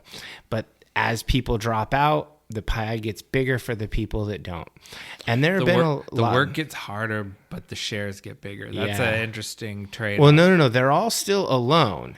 Oh, individually, yeah. Okay, they're not working together. No. Because the Beast was like... There's a little team, yeah. So these are 6 people, and they're out all by themselves in their own little area, and they just know my personal target is 50 days. All I have to make is 50 days, and if I do, I make at least $85,000. Mm-hmm. It could be more. And so basically, this is going to be cool because it has some characters that I follow on YouTube, like Wonia and Callie, and just some Amos, some really good survivalists, people with legit skills. Like Amos is a primitive skills guy from El Salvador, and he on his first season that he was on, he was like surrounded by a pack of wolves while he was in his shelter and stuff. And this dude is the real deal. And so it's going to be a cool show seeing some wilderness, like Arctic primitive survival, and these guys are all prepared for it. They know what they're going into. So I'm stoked for that show. All right, that's me. What about you? What are you into right now? I'm surprised that you didn't say this, but I'm glad you didn't. I'm into The Sandman. I watched all of that. So I finally got to watch The Sandman on Netflix. Like, timing has been conspiring against me, both because I needed to, watch this movie and do my notes and everything. And I'm like, and so the time, like, Sandman came out last Friday, and I couldn't watch it that night, and there was just like things happening to where I couldn't really. I think we went nuts and watched it in like 2 days. Yeah, and ultimately, finally, I think I did that 2, maybe 3. I think I watched 1 episode. There's 10 total. Yeah. So I like watched like 1, 4, and 5 or something like that. Like I really powered through it. And, this is the 3rd time that The Sandman has been what I'm into right now. Because I did the audiobook. I've done both the audiobooks. I read the original comics. In this series, there's been efforts to get this done since 2001. Like as a movie, there's been lots of false starts and stops. But I'm glad it took this long because I think this is, it would not have been done right before. And this, in my opinion, and I know not everyone agrees with that, and people have some issues with the colorblind casting and things like that. To me, this is extremely faithful to the original graphic novels. I don't have really any problems with the changes that have been made. I think they all are either justified or enhance the story. I don't think really they take anything away from it. And I mean, the range of emotion on this show is just incredible. Like the death episode, I like wept through the whole thing. Like I just ran tears the whole time. Really from the moment Dream catches Franklin's soccer ball, I started crying because I know what's going to happen. Yeah. And I cried through the whole episode. Oh man. And I really love that episode. I didn't cry though. It's just like, it's so good. Just to like shout out some, like the particular people like Tom Sturridge, who's playing Morpheus, Boyd Holbrook playing the Corinthian. Corinthian's so legit. The Corinthian is actually like leveled up from the comic book, where he's just a creepy monster in the comics. He's a full-on character, and Boyd Holbrook makes him sympathetic. You kind of understand what he's doing, even though he's a murderer. You can kind of understand his motivations. Yeah, like he elevates the guy with mouths for eyeballs to be a character, and I don't know. I'm not gonna mess this up. Vivian Ochempong, who plays Lucien. Patton Oswalt is Matthew the Raven. Yeah, I was gonna say I thought Lucien was actually like that was one of my highlight characters. Again, another one where it's a race and gender swap character. That. But I've never really considered Lucien like an integral character, and she makes Lucien into an integral character. Yeah, I don't think that there was a diminishment in the role. It was just done better. Yeah, David Thewlis as John Dee, Jenna Coleman as Joanna Constantine. Give her a spinoff. That would be worth watching. And have I Kirby Howell Baptiste as Death. Give her a spinoff. Death was really cool. And Gwendolyn Christie as Lucifer Morningstar. And while I'm handing off theoretical Netflix shows, give her one too. Well, I mean, she's going to be the antagonist of season 2, right? Well, I mean, how much do you remember that story? Well, I don't remember it well, so don't spoil it for me. I'm going to enjoy it. It's good. Oh, this is one of those shows where it's like I power through 10 episodes because I can't stand to stop watching them, and then I'm like more. Give me the next one. Yeah, exactly. Because like there's so much stuff. There's the Hell storyline, which is one of my very favorites of the whole series, and there's the stuff with Barbie in her fantasy world with with her big dog Martin Tenbones, and like it's in the you only get like a glimpse of that in the show. Like every time it's like it seems like Barbie is like a really nice person in Dream. It's such a minor she's such a minor character in the Doll's House, and then has like a whole story arc. And when I was watching it, Lisa was kind of getting up and doing other things and coming back. And I was like, I paused it and waited for her to come back. And I backed it up. I was like, you need to watch all this because Barbie's important. And she's like, really? And it's like, yes, she is. You have to watch it. And it's like, it's her and this big giant dog with a mustache and stuff. What's the name of his friend who gets immortal and they check in every 100 years? God, what is it? Because that was Hob Gadling or something like that. That was one of my favorite episodes. Like, I love that. It's like, first of all, we get to see the fashion of Morpheus through the centuries. He just gets, I think he peaks in the 1600s, like full vampire look. I really like the sort of the medieval with his long, like straight hair, like, and he just looks so like sad and spooky. I like all the 1700s with the top hat. Yeah. He looks kind of, Anyway, I love that episode and that character arc. I like the idea that they're like buddies now. Yeah. That's cool. And we're spoiling this thing, but it's, a 30-year-old comic book. The point where Hob is lost to everything. Oh, yeah. And you want to die? Yeah. No! He says, dying's a mug's game. I've got so much to live for. Yeah. Yeah. And it's like, Hob... It's such a great character. And that's the thing, like, Sandman, so, like, Neil talks about this a lot, and not to be too familiar with him. Mr. Gaiman talks about it a lot in interviews, that he got the offer from DC Comics to do a monthly comic book. Mm-hmm. And he's like, I don't know that I can write a monthly comic book, because what do I do when I don't feel like writing a character anymore? And so he created this concept of the Lord of Dreams and the dreaming and the endless, so he could tell stories in any conceivable genre. Yeah. So because of the framework that the dreaming provides, whatever, if he wants to talk about mythology or religion or horror or fantasy or science fiction, whatever it is, he can tell those stories through Morpheus and through the dreaming. Imagine being Neil Gaiman's penciler, and you have to he writes this shit and you're like, seriously? Oh, yeah.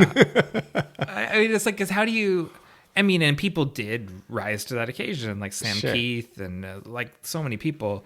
How do you conceptualize these things? Like, the realm of dreams, like it's so, like it's beyond your human kin. Mm-hmm. Like it's so far out there. Yeah. So anyways, the Sandman, that's my thing right now. That's 5-star show. It's pretty good. We don't rate shows, really. We do. I never will give something the 5 without multiple viewings. Oh, okay. Well, I really, really enjoyed it. I did too. I didn't write it down here because I was very sure you were going to talk about it. Oh, okay. And that's one. I'm not saying it's not a 5-star show. I'm just saying for my own personal rules, I can't give out a 5 without watching it again. Let the record show that Dave was quick to 5 and Nick was hesitant. I was like, let me watch it again. I kind of feel like I need to watch that again too at some point. Anyway, so that was a long episode, but you know what? I really love this movie, so it was worth it. It was going to happen. We knew this.